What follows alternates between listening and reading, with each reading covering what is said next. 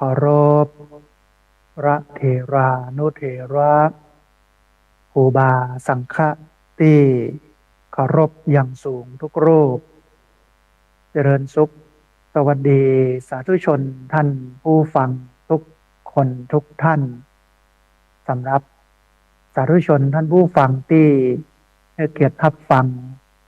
รายการธรรมาภิวัตน์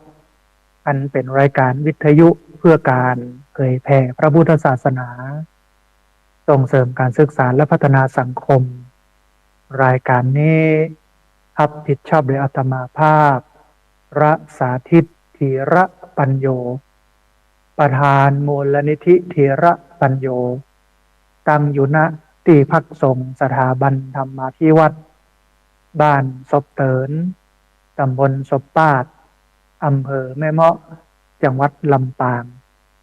รายการนี้ออกอากาศผ่านทางสถานีวิทยุในเครือข่ายสถานีวิทยุคลื่นสีขาวพระชาวประชาซึ่งมีอยู่หลายคลื่นหลายสถานีหลายจังหวัดออกอากาศผ่านทาง Facebook ไลฟ์ซึ่งเป็นไลฟ์สดของสถานีวิทยุวัดฝ่ายหินเชียงใหม่บันทึกเทปเอาไปออกอากาศผ่านทางสถานีวิทยุเพื่อการศึกษาและพัฒนาอาชีพRadio Network FM 99.50 เมกะเฮิรตซ์ของวิทยาลัยเทคนิคกฟผแม่เมาะทุกวันศุกร์ตั้งแต่เวลา 8 โมงเมื่อเจ้าเป็นต้นไปและบันทึกเทปเอาไปออกผ่านตามเพจของมูลนิธิธีระปัญโยซึ่งทางเพจของมูลนิธิธีระปัญโยนี้ท่านผู้ฟังสามารถไปติดตามรับฟังย้อนหลังไปก๊อปปี้ลิงก์ไปคัดลอกลิงก์เอาไปส่งเอาไปแชร์ให้กับญาติธรรมทั้งหลายได้ยินได้ฟังกันได้เต็มตัวรายการนี้ออกอากาศทุกวันอังคารในเวลา 5:00 ไปจนถึง 7 โมงไม่เจ้าเฮาปักกันทุกวันอังคารแล้วก็วันเสาร์8 โมงถึง 9 โมงท่านผู้ฟังในช่วงฤดูกาลนี้ก็ยังอยู่ในห่วงของฤดูหนาวซึ่งฤดูหนาวเนี่ยท่านผู้ฟังต้องใส่ใจเรื่องสุขภาพเพื่อดีเนอะความเจ็บเป็นเย็นไข้เนี่ยมันมักจะเกิดขึ้นในช่วงฤดูหนาว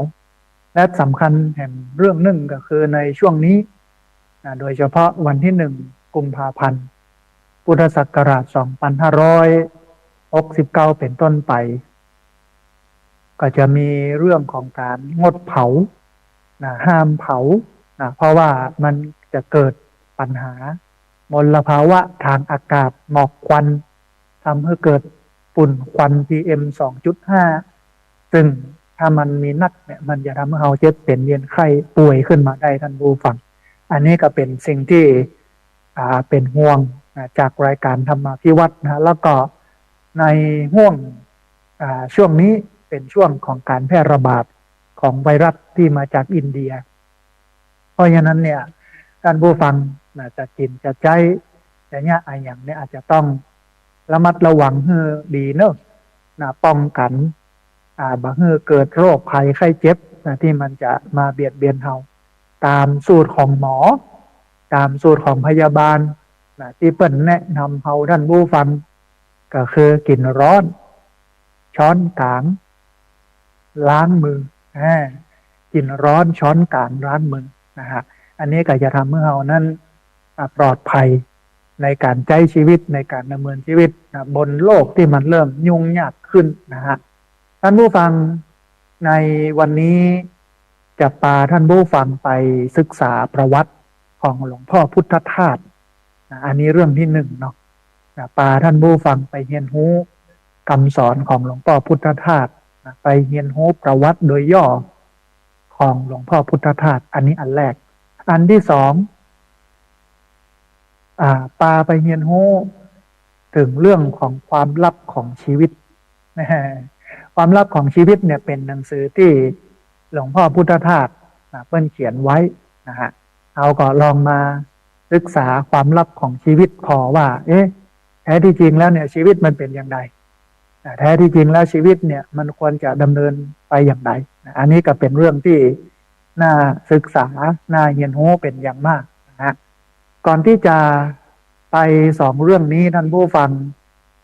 เอาข่าวบุญมาบอกกล่าวให้ท่านผู้ฟังทั้งหลายได้ฟังกันเนี่ยก่อนเนาะตอนนี้เนี่ยท่านผู้ฟังที่พักสงฆ์สถาบันธรรมาภิวัตร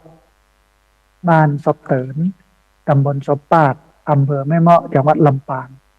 กำลังระดมทุนกั้นอาคารคุณแม่แชล่มอุดมทรัพย์เป็นห้องพักของพระสงฆ์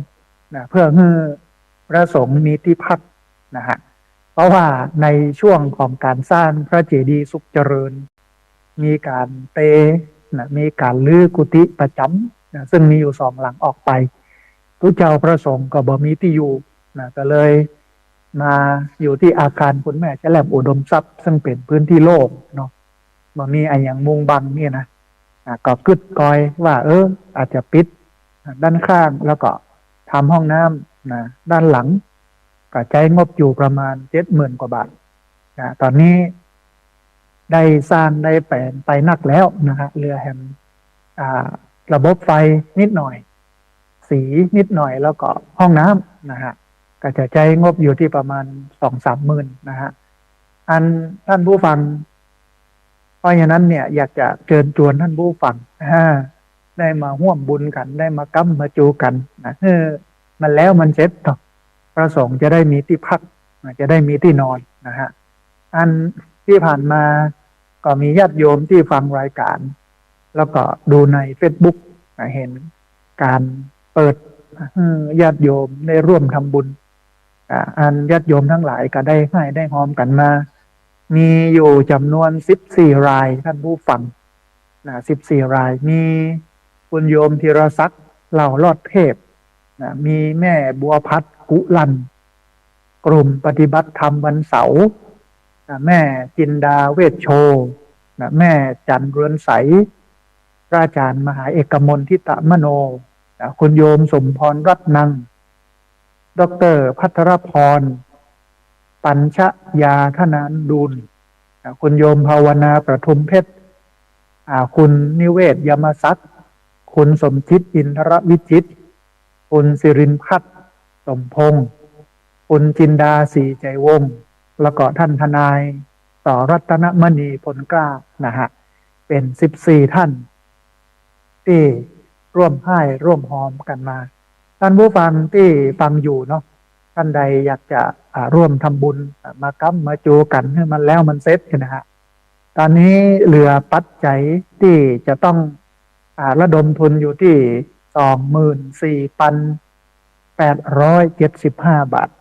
24,875 บาทนะฮะเพราะฉะนั้นท่านผู้ฟังท่านใดอยากจะร่วมสมทบทุนคนละเล็กละน้อยเอาให้มันแล้วมันเสร็จท่านผู้ฟังพระเจ้าพระสงฆ์จะได้มีที่พักนะฮะท่านผู้ฟังท่านใดที่ฟังอยู่เนาะสามารถร่วมทำบุญได้ที่ธนาคารกรุงไทยชื่อบัญชีที่พักสงฆ์สถาบันธรรมาภิวัตรหมายเลขบัญชี5360755318เป็นธนาคารกรุงไทย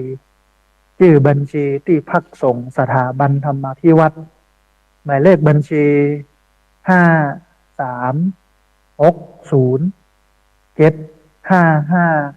5360755318นะฮะอันนี้ก็สามารถมาร่วมให้ร่วมหอมมากั้มมาจูกันนั่นผู้ฟังมันแล้วมันเสร็จนะฮะอันนี้ก็เป็นข่าวบุญหนึ่งที่บอกกล่าวให้ท่านผู้ฟังทั้งหลายได้ฟังกันกราบขอบพระคุณท่านอาจารย์พระครูสมุวิศวัตรวรกิจโจนะครับที่ทับเอาสัญญาณไปออกอากาศผ่านทางสถานีวิทยุวัดไฝหินแล้วก็ไลฟ์สดออกผ่านทางเพจต่างๆของท่านอาจารย์พระครูสมุวิศวัตรวรกิจโจของสถานีวิทยุวัดไฝหินตัวนะครับท่านผู้ฟังเบื้องต้นเรามาเรียนรู้ประวัติของหลวงพ่อพุทธทาส สักน้อยหนึ่งคือต้องต้องบอกท่านผู้ฟังก่อนว่าในสมัยเป็นอันนักศึกษาในระดับปริญญาตรีปริญญาโทเนี่ยสมัยแต่ก่อนเนี่ยก่อนที่จะมาเฮียนเนี่ยบ่าหู้จักหลวงพ่อพุทธทาสแต่พอได้มาเฮียนแล้วเนี่ยงานเขียนของหลวงพ่อเนี่ยบางบางอันบางฉบับบางเล่มสามารถเอามาอ้างอิงเป็นงานวิชาการได้มันก็เลยทำให้อาตมาภาพสนใจว่าหลวงพ่อเปิ้นเป็นไขนะฮะไปศึกษาพ่อกอยประวัติเปิ้นรวมไปจนถึงลงไปแอววัดของเปิ้นที่สุราษฎร์ธานีสวนโมกนะฮะไปพอฮีดฮอยของเปิ้นว่าเปิ้นกินอย่างใดเปิ้นอยู่อย่างใดเปิ้นคิดอย่างใดที่สวนโมกนะฮะสุราษฎร์ธานีแล้วมีแห่งที่หนึ่งที่หลวงพ่อพุทธทาสเปิ้นมาสร้างมาแปลงไว้มาบูรณะปฏิสังขรณ์ระวางระบบระเบียบไว้นั่นก็คือวัดอุโมงค์สวนพุทธธรรมเชียงใหม่ถ้าใครอยู่ใกล้เชียงใหม่เนี่ยไปแอวไปพอไปกอยวัดอุโมงค์สวนพุทธธรรมนะฮะจะได้หันถึงฮีดฮอยของหลวงพ่อที่เปิ้นละไว้ตัดท่านนะฮะอันตอนแรกเนี่ยหัวใจของพุทธศาสนาอยู่ที่นิพพานคือการหลุดพ้นจากกิเลสคือการบ่มีกิเลสมาร้อยรัดชีวิตจิตใจที่เข้าใจอย่างนั้นเนี่ยก็เพราะว่าได้ไปอ่านงานเขียนของหลวงพ่อพุทธทาสมันก็เลยทำให้อาตมาภาพเนี่ยเกิดความเลื่อมใสศรัทธาหลวงพ่อพุทธทาสเสร็จแล้วมีหินรูปหนึ่งที่เป็นคนที่เลื่อมใสศรัทธาก็คือสมเด็จพระพุทธโฆษาจารย์เจ้าประคุณสมเด็จประยุทธ์โตซึ่งเปิ้นก็เขียนหนังสือหลายเล่มที่สามารถเอาเป็นงานวิชาการมาอ้างมาอิงในการเผยแพร่พุทธศาสนาให้มันถูกมันตรงได้นะฮะอันของหลวงพ่อพุทธทาสเนี่ยน่าสนใจมากจนกระทั่งต้องไปพอไปกอยที่เปิ้นอยู่เปิ้นกินน่าสนใจท่านผู้ฟังอันหลวงพ่อพุทธทาสเนี่ยสมณศักดิ์ล่าสุดตำแหน่งของเปิ้นนั่นก็คือพระธรรมโกษาจารย์เป็นพระราชาคณะจันธรรมชื่อแต่เปิ้นชื่อเงื่อมฉายาทางพระของเปิ้นเนี่ยฉายาว่าอินทปัญโยเสร็จแล้วเปิ้นก็ฮ้องตัวเก่าว่าพุทธทาสพุทธแล้วก็ทาสของพระพุทธเจ้าธาตุของผู้รู้ธาตุของพระพุทธเจ้าหลวงพ่อ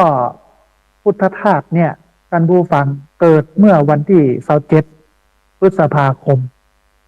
ปี24492449ที่อำเภอชัยยาจังหวัดสุราษฎร์ธานีเดิมหลวงพ่อชื่อเงื่อมนามสกุลพาณิชย์เงื่อมพาณิชย์ในสมัยนั้นเนี่ยในการเผยแพร่ของหลวงพ่อพุทธทาสเผยแพร่ธรรมของหลวงพ่อพุทธทาสเปิ้นเป็นพระผู้ผลิตสื่อธรรมะในยุคเทคโนโลยีที่ยังบ่พัฒนามีการแต่งวัดมีโรงมหรสพทางวิญญาณแต่งงานอาคารขึ้นมาแล้วก็มีรูปวาดมีรูปแกะสลักรูปปั้นซึ่งเป็นปริศนาธรรมทางพุทธศาสนาเถรวาทพุทธศาสนานิกายเซนน่าสนใจมากเลยถ้าญาติโยมอยากเห็นบรรยากาศก็ต้องไปดูที่วัดอุโมงค์อยู่ใกล้ๆเนี่ยวัดอุโมงค์สวนพุทธธรรมเชียงใหม่อันหลวงพ่อพุทธทาสเนี่ยเปิ้นได้ร่วมกับธรรมธาตุพาณิชย์ซึ่งเป็นน้องบ่าวเป็นน้องชายของเปิ้นก่อตั้งสำนักปฏิบัติธรรมที่วัดร้างตะพังจิกตำบลภูมิเรียงอำเภอชัยยาจังหวัดสุราษฎร์ธานีเพื่อเป็นสถานที่ปฏิบัติธรรมโดยหลวงพ่อพุทธทาสเนี่ยเปิ้นชื่อสำนักนี้ว่าสวนโมกขพารารามเพราะว่าบริเวณที่นั่นเนี่ยมันมีต้นโมกแล้วก็ต้นพาราขึ้นนักก็สวนโมกขพารารามเนี่ยก็มีความหมายว่าสวนป่าอันเป็นกำลังแห่งความหลุดพ้นจากทุกข์ สวนโมกขพารารามเนี่ยนะคือสวนป่าอันเป็นกำลังแห่งความหลุดพ้นจากความทุกข์ต่อมาในปี2486นะหลวงพ่อพุทธทาสต้นกับย้ายสวนโมกขพารารามเนี่ย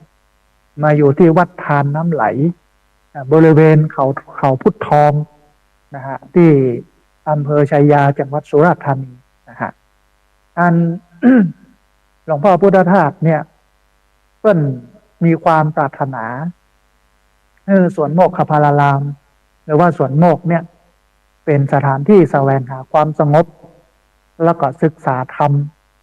โดยภายในนี่มีโรงมหรสพทางวิญญาณซึ่งเป็นอาคารที่รวมภาพศิลปะคำสอนพระพุทธศาสนาในนิกายต่างๆภาพพุทธประวัติรอบบริเวณวัดเป็นส่วนป่าที่มันร่มรื่นเต็มไปด้วยปริศนาธรรมโอบปั้นโอบแกะสลักโอบวาดอะไรอย่างต่างๆที่สำคัญที่สุดท่านผู้ฟังเพิ่นบ่มีพระอุโบสถบ่มีโบสถ์บ่มีศาลาอย่างวัดทั่วไปบ่มีโบสถ์บ่มีศาลาเป็นที่เหมาะสำหรับฝึกอบรมจิตใจแล้วก็ศึกษาพุทธศาสนา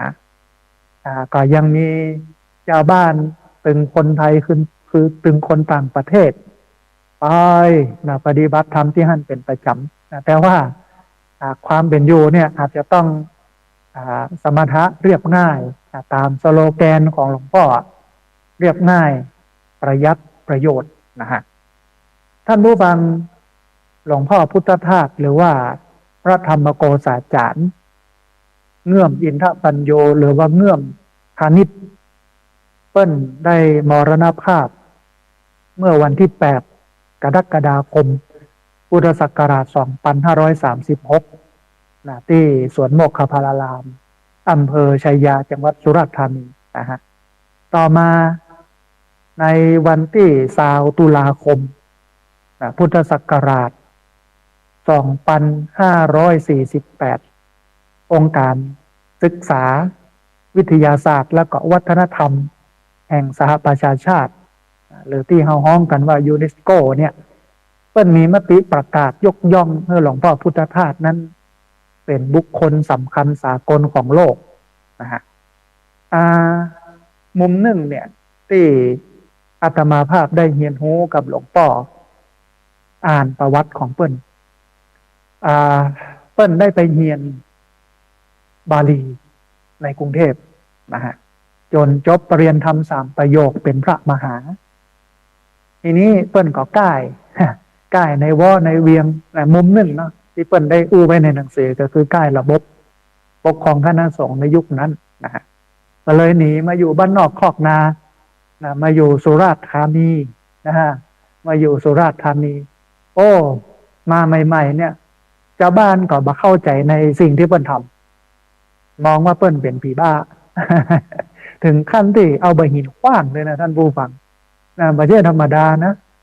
ถึงขั้นที่เอาใบหินขว้างว่าเป็นผีบ้าตัวเจ้าผีบ้านะฮะด้วยความที่หลวงพ่อเปิ้นมีความอดทนสูงมีขันติมีวิริยะความเพียรสูงจากคนมองว่าเป็นผีบ้าคำสอนของเปิ้นเนี่ยลึกซึ้งแล้วก็กินใจความของพุทธศาสนาไว้ทั้งหมดโดยเฉพาะปรมัตถธรรมคือธรรมอันสูงสุดหรือว่าอันโลกุตระธรรมแอมบปอเนี่ยคำสอนเปิ้นแห่งหลายอย่างเนี่ยมันเกื้อกูลให้คนที่อยู่ในโลกนั้นมีความสุขซึ่งเป็นโลกียธรรมอาตมาภาพนับถือหลวงพ่อเป็นอย่างมากนะครับเป็นต้นแบบของการเผยแพร่ธรรมในการใช้ชีวิตอยู่นะแล้วก็มีท่านอาจารย์มหาสมชาติจาตะปัญโยก็เป็นศิษย์หลวงพ่อพุทธทาสอย่างเดียวกันโดยเริ่มต้นที่เปิ้นบวชมาเป็นตู้เจ้าเนี่ยท่านมหาสมชาติเปิ้นก็เดินทางธรรมจาริกจากลำปางเขาเนี่ยนะพดไปที่สุราษฎร์ธานีที่สวนโมกขพารารามครั้งแรกที่เปิ้นเดินครั้งแรกที่เดินตอนนั้นอาตมาภาพก็ช่วยพอช่วยกอยถึงไหนเป็นอย่างไรแล้วไปนะแล้วก็ตอนนั้นเปิ้นก็ยังไม่ได้จัดรายการวิทยุนะฮะ อาตมาภาพก็อู้เอ่ยกับท่านอาจารย์พระครูอภิวัฒนวิกรมนะก็อยากจะช่วยเปิ้ลนะโดยเฉพาะเปิ้ลเดินเพื่อระดมทุนไปสนับสนุนโรงเรียนขนาดเล็กที่กำลังจะถูกยุบนะฮะที่บ้านเกิดของเปิ้ลก็ไปที่สวนโมกนะไปอยู่ไปพอไปกอยไปศึกษาไปซึมซับเอาสิ่งที่หลวงพ่อพุทธทาสเปิ้ลถ่ายทอดมาอันเนี้ยท่านผู้ฟังน่าสนใจมากทำให้อาตมาภาพก็ดีท่านพระมหาสมชาติก็ดีเนี่ยเป็นกำลังลักนะส่วนหนึ่งนะของลำปางในการเผยแพร่พุทธศาสนาแบบแนวตรงนะฮะหีดหอยของหลวงพ่อพุทธทาสวิธีการสอนวิธีการเป็นอยู่วิธีการปฏิบัติเนี่ยมันลึกซึ้งเนาะคนทั่วไปที่บ่สนใจพุทธศาสนาอย่างจริงจังเนี่ยบอกให้เข้าใจแต่ว่าคนที่เปิดศึกษาพุทธศาสนาอย่างจริงจังเนี่ยเข้าใจง่ายแล้วก็มีผู้รักผู้ใหญ่หลายคนอดีตนายกรัฐมนตรีเนาะสัญญาธรรมศักดิ์เนี่ยเปิ้ลก็ไปเป็นลูกศิษย์หลวงพ่อพุทธทาสอดีตสมเด็จพระสังฆราชพระองค์ก่อนที่วัดบวรเปิ้ลกับเสด็จไปเยี่ยมหลวงพ่อพุทธทาสอันเนี้ยคือสิ่งที่อาตมาภาพมองเห็นว่าควรจะเผยแพร่ควรที่จะให้ญาติโยมทั้งหลายได้เรียนรู้กับหลวงพ่อพุทธทาสซึ่งเป็นต้นแบบพระเผยแพร่ของพระพุทธศาสนาที่จริงจังนะฮะอันคำสอนหลายอย่างที่อาตมาภาพได้หยิบมาใจเนาะเช่นกินอยู่อย่างต่ำนะแต่มุ่งกระทำอย่างสูงกินง่ายอยู่ง่ายแต่ไม่มักง่ายอันนี้ก็เป็นคำสอนของหลวงพ่อพุทธทาสกินข้าวจานแมวอาบน้ำในคูนอนในเล้าหมูหลวงพ่อเพิ่นสอนนะกินข้าวจานแมวก็คือกินในบาตรมันก็ตึงอิ่มเหมือนกันอาบน้ำในคูก็บ่ต้องไปเลิศหรูอะไรยังมันมีน้ำอาบนอนในเล้าหมูก็คือในกุฏิน้อยๆอาตมาภาพไปเห็นกุฏิหลวงพ่อพุทธทาสหลังน้อยเดียวท่านผู้ฟังมีโต๊ะเขียนหนังสือเฮียมีบาทนี่อย่างเงี้ยอันเครื่องใจของใจเปิ้นบ่เยอะนะฮะก็เป็นพระที่สมถะมากทำตัวที่สมถะมากเสร็จแล้วในความสมถะนั้นมันแฝงไปด้วยความยิ่งใหญ่ซึ่งเพิ่นเป็นบุคคลสำคัญสากลของโลกไม่ใช่ธรรมดาคำสอนของเปิ้ลเนี่ยแพร่กระจายไปในหมู่ปัญญาชนคนหูทั้งหลายเข้าเพื่อคนหมู่นั้นได้เข้าใจแล้วก็เอาไปเผยแพร่อันเนี้ยแล้วแนวการสร้างวัดเปิ้ลหนึ่งเรียบง่ายสองประหยัดสามเป็นประโยชน์เน้นธรรมชาติกึดพอว่าวัดเปิ้ลกับบ่มีอุโบสถบ่มีโบสถ์บ่มีศาลามันโล่งๆเป็นที่โล่งอันเป็นมีลานหินโค้งพระก็อยู่บนหินโค้งโยมก็อยู่ตั้งลุ่มใส่บาตรใส่บ่วงอันเนี้ยนี่เหล่านี้การปฏิบัติเหล่านี้ท่านผู้ฟังมันก็เหมาะสมสำหรับคนที่อยากจะฝึกคัดเก่าตัวเองแล้วก็เป็นคนที่อยากจะพัฒนาตัวเองอย่างจริงจังซึ่งหลังๆมาเนี่ยชาวพุทธเขาละเลยเรื่องหมู่นี้ไปสนใจใส่มูคือไปปูจาไปทำบุญกับสิ่งที่มันได้เป็นการฝึกฝนตัวเองเป็นสิ่งที่มันหลอกให้เขาไปปูจาหวังว่าเปิ้นจะเนรมิตให้ชีวิตเขาดีให้ร่ำรวยมีความสุขเนี่ยคือถ้าอู้ถึงคำสอนของพุทธศาสนามันบ่มีแนวนี้หรอกเขาปฏิบัติผิดท่านผู้ฟังไปไหว้พระพุทธเจ้าแล้วก็ไปบอกว่าอันเป็นพระเจ้าศักดิ์สิทธิ์เป็นพระทันใจ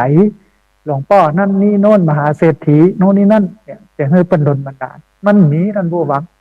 นี่จริงเขาก็ปฏิบัติส่วนตานกับพุทธศาสนานะจึงวันเนี่ย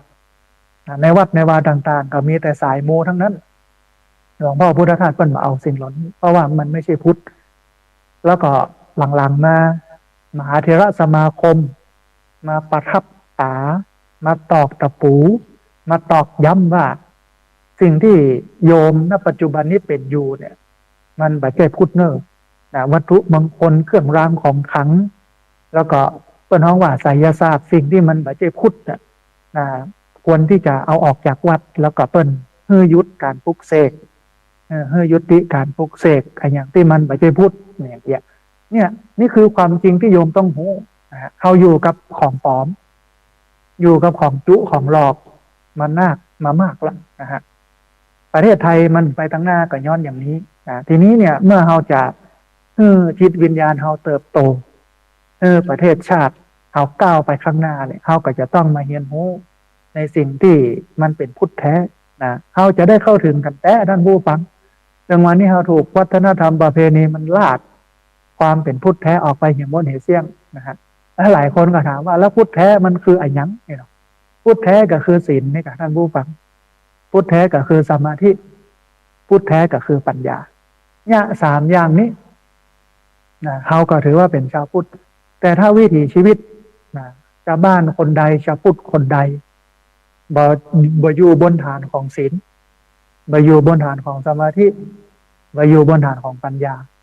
ชีวิตคนนั้นก็ไม่ใช่พุทธนะถึงแม้ว่าในใบสูจิบัตรใบเกิดจะเขียนว่าศาสนาพุทธ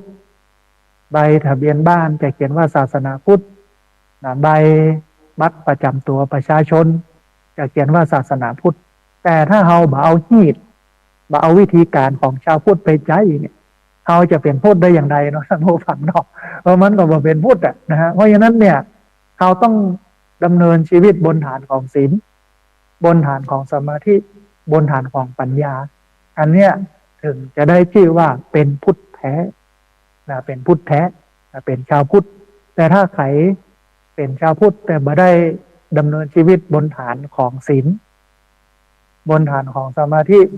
บนฐานของปัญญาความเป็นพุทธก็ไม่นะเป็นได้กระจื่อถึงแม้จะไปประกอบพิธีกรรมวัฒนธรรมประเพณีอย่างต่างๆมันก็ได้แค่เรื่องของความม่วนใจความสบายใจซึ่งไม่ใช่พุทธ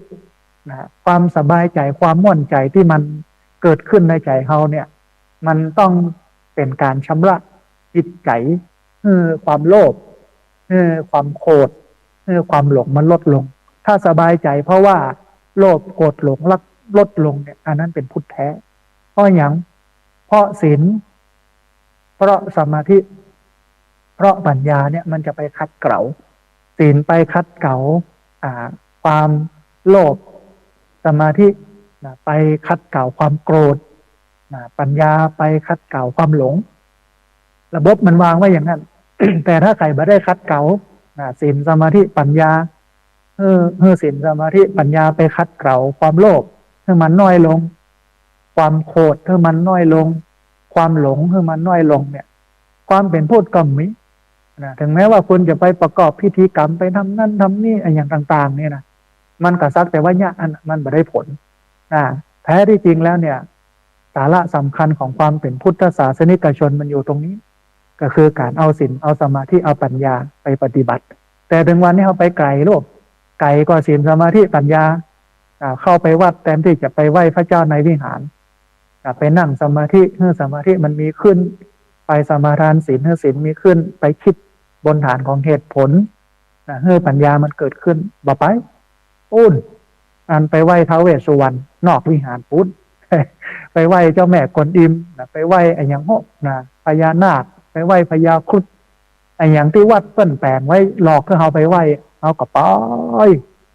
แล้วก็จอมตู้บริจาคไปซื้อดอกไม้ถูกเทียนไปไหว้ไปสาลืมพระเจ้าในวิหารเสี่ยงพุทธศาสนาเกิดขึ้นได้ก็ย้อนพระพุทธเจ้านะท่านผู้ฟังไม่ได้เกิดขึ้นเพราะพญานาคไม่ได้เกิดขึ้นเพราะว่าเจ้าแม่กวนอิมไม่ได้เกิดขึ้นเพราะว่าไอ้ไข่ท้าวเวสสุวรรณหรือว่าสิ่งแปลกปลอมพุทธศาสนาอื่นๆแต่เกิดขึ้นได้เพราะพระพุทธเจ้าในวิหารพุทธอันนั้นใหญ่ที่สุดแล้ว อันนั้นดีที่สุดแล้วนะแต่ว่าเวลาเราไหว้พระเจ้าในวิหารก็ต้องไหว้ให้ถูกไหว้ในฐานะที่พระองค์นั้นเป็นต้นแบบของคนฝึกตัวเองเพื่อโลภมันลดลงโกรธมันลดลงหลงมันลดลงอันเนี้ยมันถือว่าจะเป็นพุทธที่แท้แต่ว่าจะเป็นพุทธที่แท้อย่างนี้ได้เนี่ยมันก็ต้องเรียนรู้กันถึงวันนี้ผมจะพูดโลกมันกลายเป็นพรามกลายเป็นผีกลายเป็นอิทธิฤทธิปาฏิหาริย์ซึ่งมันตรงกันข้ามกับคำสอนของพุทธศาสนาอาตมาภาพเข้าใจตัวเจ้าพระสงฆ์ทำไมถึงไม่พูดเรื่องนี้ก็มันเหนื่อยนะใครบ่ฟัง อย่าไปสอนใครใครบ่ฟังบ่สนใจมันบ่จิปาเฮารวยนะมันบ่จิปาเฮาประสบความสำเร็จเกิดอย่างนั้นแต่ว่าไปทำในสิ่งที่นอกเหนือคำสอนของพระพุทธเจ้าเช่นไปอันบนบนบานศาลกล่าว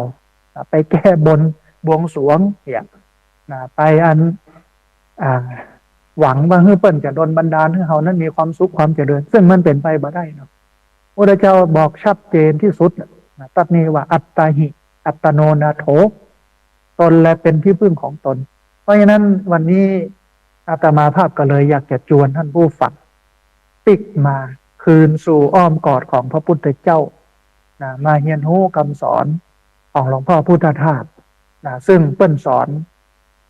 เฮานั้นเข้าถึงซึ่งโลกุตระธรรมโลกุตระสุขคือสุขสูงสุดในพุทธศาสนาที่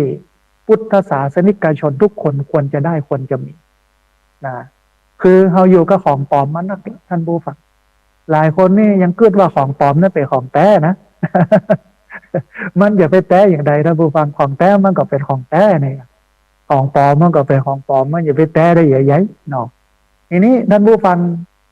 หลวงพ่อพุทธทาสเปิ้นเขียนหนังสือหลายเล่มมากและเป็นหนังสือที่สามารถนำไปอ้างอิงในเชิงวิชาการได้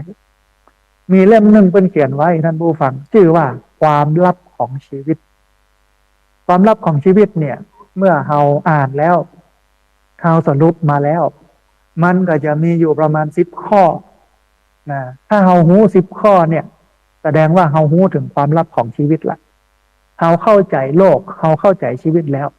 เรื่องวันนี้เราบ่เข้าใจโลกนะท่านผู้ฟังเรื่องวันนี้เราบ่เข้าใจชีวิตเราหลงโลกเราหลงชีวิตหลงโลกหลงชีวิตนะฮะแต่ถ้าเราเข้าใจโลกเราเข้าใจชีวิตเนี่ยเราก็จะบ่หลงกับมัน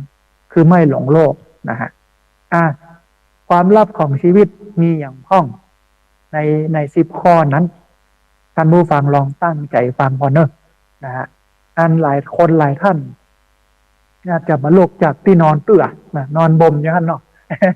มาต้องลุกเตื่อฟังวิทยุไปก่อนเปิดวิทยุไว้แล้วก็นอนบ่มมันเพราะว่ามันหนาวนะฮะหลวงพ่อพุทธทาสบอกถึงความลับของชีวิตท่านผู้ฟังอย่างแรกเนี่ยเพื่อนบอกว่าชีวิตมีความลับที่เฮามักมองบ่เห็นเหมือนกับปลาบะหันน้ำปลาอยู่ในน้ำแต่บะหันน้ำคนเฮาใช้ชีวิตอยู่ถึงวันเนี่ยแต่กลับบ่ฮู้จักชีวิตแต่เปรียบเหมือนนกที่บินอยู่บนฟ้าแต่บะหันฟ้าหรือว่าปลาที่ว่ายอยู่ในน้ำแต่บ่ฮู้สึกถึงน้ำอันเนี้ยคือสิ่งที่เป็นปริศนาธรรมที่หลวงพ่อเพิ่นสอนไว้ตั้งนี้นกบะหันฟ้าปลาบะหันน้ำนะฮะเขาถูกความเคยชินแล้วก็ความยึดติดปิดบังความจริงเอาไว้เนี่ยคือเฮานั้นบ่เข้าใจว่าชีวิตคืออะไรแล้วมักจะหลงไปกับสิ่งปรุงแต่งภายนอกจนเกิดความทุกข์นะฮะอันแรกเนี่ยความลับของชีวิตข้อแรกเนี่ยเปิ้นบอกว่าเฮาเหมือนกับปลาบะหันน้ำเหมือนนกบะหันฟ้าเพราะว่าเฮาถูกความเคยชิน ความยึดติดปิดบังความจริงเอาไว้ทำให้เฮานั้นบ่เข้าใจในชีวิตคืออะไรแล้วก็มักจะหลงไปกับสิ่งปรุงแต่งภายนอกจนเกิดความทุกข์ในตัดนี้เนี่ยเขาต้องเข้าใจว่าชีวิตคืออะไรก่อนนะคำสอนของพุทธศาสนาเพิ่นบอกไว้ชัดเลยว่าชีวิตคือขันธ์ 5ตัวตนของเขาเนี่ยรูปร่างหน้าตาจิตใจของเขาเนี่ยเปิ้นฮ้องว่าขันธ์ 5ชีวิตคือขันธ์ 5นะฮะขันธ์ 5คืออะไรอย่าง ขันธ์ 5คือองค์ประกอบ5อย่างองค์ประกอบ5อย่างเมื่อมาประกอบกันเข้าก็เป็นตัวเขาเป็นชีวิตของเขานะฮะมีอย่างห้อง1รูปก็คือรูปร่างเนี่ยนะฮะประกอบไปด้วยธาตุทั้ง4รูปดินน้ำลมไฟอันนี้เป็นท้องว่ารูป2เวทนาแปลว่าความรู้สึกเขาก็มีความรู้สึกเนาะมีความรู้สึกสุขมีความรู้สึกทุกข์มีความรู้สึกเฉยๆ นะอันนี้คือเวทนาสัญญาคือความจำความจำได้หมายรู้จำว่าเป็นสีเป็นแสงอันยังจำว่าวันไหนจำว่าเป็นไผความจำนะสังขารคือการปรุงแต่งการคิดปรุงแต่งนะแถมอันหนึ่งวิญญาณคือการรับรู้บอกว่าจะเป็นตังหาตังตาตังหูแต่ถ้าตังตาเนี่ยเป็นว่าจักขุวิญญาณวิญญาณเนี่ยไม่ได้แปลว่าผีนะแต่คือการรับรู้จักษุวิญญาณคือการเห็นทางตาโสตวิญญาณคือการได้ยินนะอย่างนี้เป็นต้นนะฮะเพราะฉะนั้นชีวิตของเราเนี่ยเมื่อเรามองโดยภาพรวมเนี่ยก็คือมันบ่มีตัวตนอ่ะมันประกอบกันขึ้นนะด้วยธาตุทั้งสี่ก็คือดินน้ำลมไฟเป็นรูปบวกกับนามก็คือเวทนาความรู้สึกสัญญาคือการจำได้หมายรู้วิญญาณคือการปรุงแต่งวิญญาณคือการรับรู้สังขารคือการปรุงแต่งประกอบกันเข้าเป็นขันธ์ห้าเป็นร่างกายเป็นชีวิตจิตใจของเราทีนี้ชีวิตเป็นอย่างไรเบื้องต้นเนี่ยเรารู้ว่าชีวิตคืออะไรแล้วเรารู้ว่าชีวิตนี่มันประกอบไปด้วยธาตุสี่ซึ่งเป็นรูปที่เหลือแห่งสี่ก็คือเวทนาสัญญาสังขารวิญญาณเป็นนามธรรมประกอบกันขึ้นเป็นตัวเราซึ่งมันบ่มีอะไรอย่างเป็นตัวเป็นตนนะทีนี้เมื่อเรารู้แล้วว่าชีวิตคืออะไรเขาก็ต้องพอต่อไปว่าชีวิตเป็นอย่างไรในพุทธศาสนาเปิ้นสอนเรื่องนี้ชัดเจนที่สุดซึ่งเป็นหัวใจของพุทธศาสนาแต่หลายคนอาจจะไม่เคยได้ยินนั่นแสดงว่าเราเป็นชาวพุทธห่างแถว เมื่อได้เป็นชาวพุทธต้นแถวนะโอ้ถ้าเป็นชาวพุทธต้นแถวเนี่ยเปิ้นรู้เรื่องนี้หรอแต่ถ้าเป็นชาวพุทธปลายแถวเนี่ยจางจัดแพทอยู่หลังวุ้นอ่ะมันก็บ่ฮู้นะเพราะว่าเฮามัวแต่ไปยะอย่างบ่ฮู้นะก็คือกินตาลน่ะมันบ่ใช่เป็นหนทางที่นำไปสู่ความดับทุกข์ที่แท้นะมันเป็นทางที่จัดที่ดึงเอาเข้ามาสู่กระแสเพื่อนำไปสู่การดับทุกข์แต่มันบ่ได้เป็นการดับทุกข์นะทีนี้ มาอู้ว่าชีวิตเป็นอย่างไรชีวิตเป็นสามอย่างท่านผู้ฟังหนึ่งอนิจจังคือบ่มั่นบ่เที่ยงเปลี่ยนแปลงแปรปรวนนะสองทุกขังทนอยู่ในสภาพเดิมได้ยากสามอนัตตาบ่ใช่ตัวบ่ใช่ตนบ่สามารถที่จะบังคับบัญชาได้นี่คือชีวิตเป็นแบบนี้นะสรุปง่ายๆก็คือชีวิตเท่านั้นมันเกิดขึ้นเป็นธรรมดาหรอกตั้งอยู่เป็นธรรมดาดับไปเป็นธรรมดาชีวิตเป็นแบบนั้นขันธ์ห้าเป็นแบบนั้นอันนี้คือความลับของชีวิตนะมันเป็นแบบนั้นนะเพราะฉะนั้นเนี่ยเราจะต้องเป็นปลาที่หันน้ำไม่ใช่เป็นปลาที่อยู่ในน้ำแล้วไม่เห็นน้ำเป็นนกที่อยู่บนฟ้าแล้วบ่หันฟ้านะฮะเราก็จะต้องหันชีวิตร่างกายของเราเนี่ยว่ามันเป็นขันธ์ห้าเนอะพุทธเจ้าบอกว่าปัญจขันธาพลาหเวขันธ์ห้าเป็นของนักเนอะนะมันเกิดขึ้นตั้งอยู่ดับไปเป็นธรรมดาอันนี้คือสัจธรรมและเป็นสิ่งที่เราชาวพุทธจะต้องรู้นะว่าชีวิตเรานี่คือขันธ์ห้าชีวิตคืออะไรก็ตอบว่าชีวิตคือขันธ์ห้ามีรูปเวทนาสัญญาสังขารวิญญาณและชีวิตเป็นอย่างไรมันก็เป็นไปตามกฎของไตรลักษณ์คือหนึ่งเกิดขึ้นสองตั้งอยู่สามดับไปบ่มั่นบ่เที่ยงบ่มีอะไรอย่างเป็นตัวเป็นตนที่จะสามารถบังคับบัญชาได้ทีนี้เมื่อเรารู้ความลับข้อนี้แล้วเขาก็วางเขาก็ปล่อยเขาก็ปล่อยดูแลมันตามอัตภาพความสุขมันก็จะเกิดขึ้นความทุกข์มันก็จะหมดลงแต่ถึงวันนี้เราบ่เข้าใจเรื่องนี้ไม่เข้าใจขันธ์ห้าว่าชีวิตเป็นขันธ์ห้าบ่เข้าใจว่าชีวิตมันเป็นไตรลักษณ์มันเกิดขึ้นตั้งอยู่ดับไปที่บ่เข้าใจก็เพราะว่าก็มัวไปอ้อนวอนขอนะมัวไปนั่งอ้อนวอนขอสาธุขอเฮือล่ำเฮือรวยถูกหวยพ้นทุกพ้นโศกมีจบมีใจเพราะถ้ามันเป็นไปได้เนี่ยปัจจุบันคนก็รวยหมดแล้วท่านผู้ฟัง มันมีใครตุกโลกเนี่ยนะครับมันมีใครตุกเพียงแต่ขอปุ๊บมันก็รวยแต่มันเป็นสิ่งที่ตรงกันข้ามกับพุทธศาสนาพุทธศาสนาเปิ้นบ่ฮือขอเปิ้นบ่ฮืออ้อนวอนโดนบันดาลนะแต่เปิ้นฮือทำอยากได้ก็เนี่ยเอาเองมันถึงจะได้อย่างนั้นอันนี้คือความลับของชีวิตข้อแรก อ่าทีนี้ความลับของชีวิตข้อที่สองท่านผู้ฟังเพื่อนบอกว่าโลกทั้งหมดรวมอยู่ที่ตาหูดังหูลิ้นกายใจโลกในความหมายตันคำเนี่ยมันไม่ใช่เป็นโลกเป็นหน่วยมนกลมๆแต่คือโลกที่เฮารับหูผ่านประสาทสัมผัสทั้งหกนะหากเฮาบ่มีตาเฮาบ่มีหู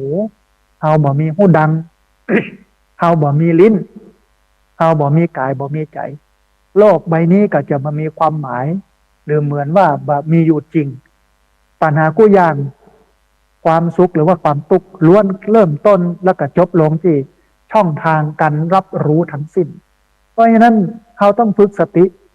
เพื่อที่จะรับรู้ผ่านทางตาหูจมูกลิ้นกายใจอย่างมีสติคัดกรองเอาสิ่งที่เป็นประโยชน์เข้ามาสิ่งที่มันเป็นประโยชน์ก็ถูกดักไว้เอาไปทิ้งไม่ให้เข้ามาสู่ใจแต่ถึงวันนี้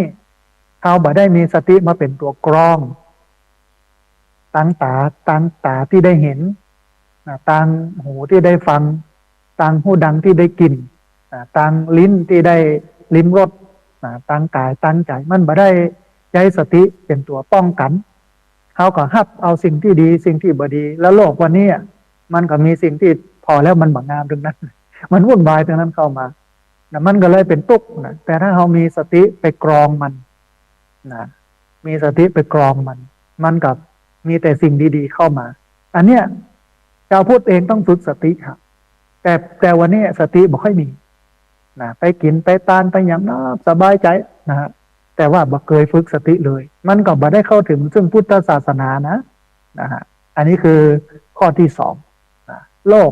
ทั้งหมดรวมอยู่ที่ตาหูจมูกลิ้นกายใจหลวงพ่อพุทธทาสเพิ่นบอกว่าต้องฉลาดในการผัสสะในการรับผัสสะคือการรับสัมผัสตาทางตาได้เห็นเมื่อตาได้เห็นแล้วต้องมีสติในการเห็นเมื่อมีสติในการเห็นแล้วเนี่ยสติมันจะเป็นตัวกรองเอาสิ่งที่มันบ่ดีบ่ให้มันเข้ามาแต่สิ่งที่ดีเนี่ยหันก่อท่านผู้ฟังถึงวันนี้เขาบอกกรองพอไปหมดโดยเฉพาะในมือถือเนี่ยมีอย่างโหสปะเข้าไปในจิตใต้สำนึกเขาก็เหมือนกับยาพิษที่มันลุดลอดเข้ามาในตัวเขาเพราะนั้นมันต้องใจสติเป็นตัวกรองในการหันในการได้ยินในการได้ฟังในการกินในการถูกต้องสัมผัสอันนี้คือข้อที่สองความลับของชีวิตข้อที่สามท่านผู้ฟังอันนี้อู้ถึงเรื่องนรกและสวรรค์นรกสวรรค์ที่อยู่ที่ความรู้สึกในปัจจุบันหลวงพ่อเป็นว่าอย่างนั้นนะว่านรกสวรรค์เนี่ยมันอยู่ที่ความรู้สึกในปัจจุบันบ่ต้องรอเมื่อตายแล้วถึงจะไปนรกหรือสวรรค์เพราะนรกคือสภาพจิตใจที่มันเร่าร้อนกระวนกระวายหรือว่าโกรธหรือว่าเกลียดซึ่งเกิดขึ้นทันทีเมื่อเรารู้สึกแย่ส่วนสวรรค์คือความพอใจความหลงใหลในรสสัมผัสที่ทำให้เราเพลิดเพลินทั้งสองอย่างนี้เกิดขึ้นที่ตาที่หูดังที่ลิ้นที่กายที่ใจของเขาขณะที่ยังมีชีวิตอยู่นรกสวรรค์อยู่ตรงนี้นะฮะถ้าเขาเกิดดีทำดีและจิตใจเขามีสติมีสมาธิมั่นคงความทุกข์ต่างๆมันก็กระทบกับเขาน้อยแต่ถ้าเขาบ่อยู่ในศีลกินในธรรมบ่ฝึกสติบ่ฝึกสมาธิบ่ฝึกปัญญาทุกอย่างที่มันมากระทบกับเขาว่าจะเป็นตั้งตาตั้งหูตั้งจมูกตั้งลิ้นตั้งกายตั้งใจมันก็จะก่อให้เกิดความทุกข์ทั้งนั้นแต่ถ้ามีสติเป็นตัวกรองเนี่ยมันก็บ่สามารถมากระทบกับเขาได้แต่ถ้าดูอย่างนี้เนี่ยเพิ่นก็สอนชัดเจนว่านรกสวรรค์นั้นมันไม่ได้อยู่ที่ไหนในสมัยก่อนเนี่ยพุทธศาสนาไทยอยู่ภายใต้การสอนของงานพุทธศาสนาโบราณในสมัยสุโขทัยที่อู้ถึงเรื่องของไตรภูมิพระล่วงมีนรกมีสวรรค์มีมนุษย์สามโลกแล้วก็มีศีลธรรมเป็นตัวกำกับเอายึดติดกับสิ่งที่มันเป็นเปิ้นสอนให้เอารูปเอานามธรรมมาเป็นรูปธรรมแล้วเขาก็ไปยึดความเป็นรูปธรรมนั้นว่ามันเป็นของแต่เฮาบ่เข้าถึงนามธรรมที่มันเป็น สิ่งที่มันอยู่ภายในซึ่งวันนี้เราติดนามธรรมก็คือ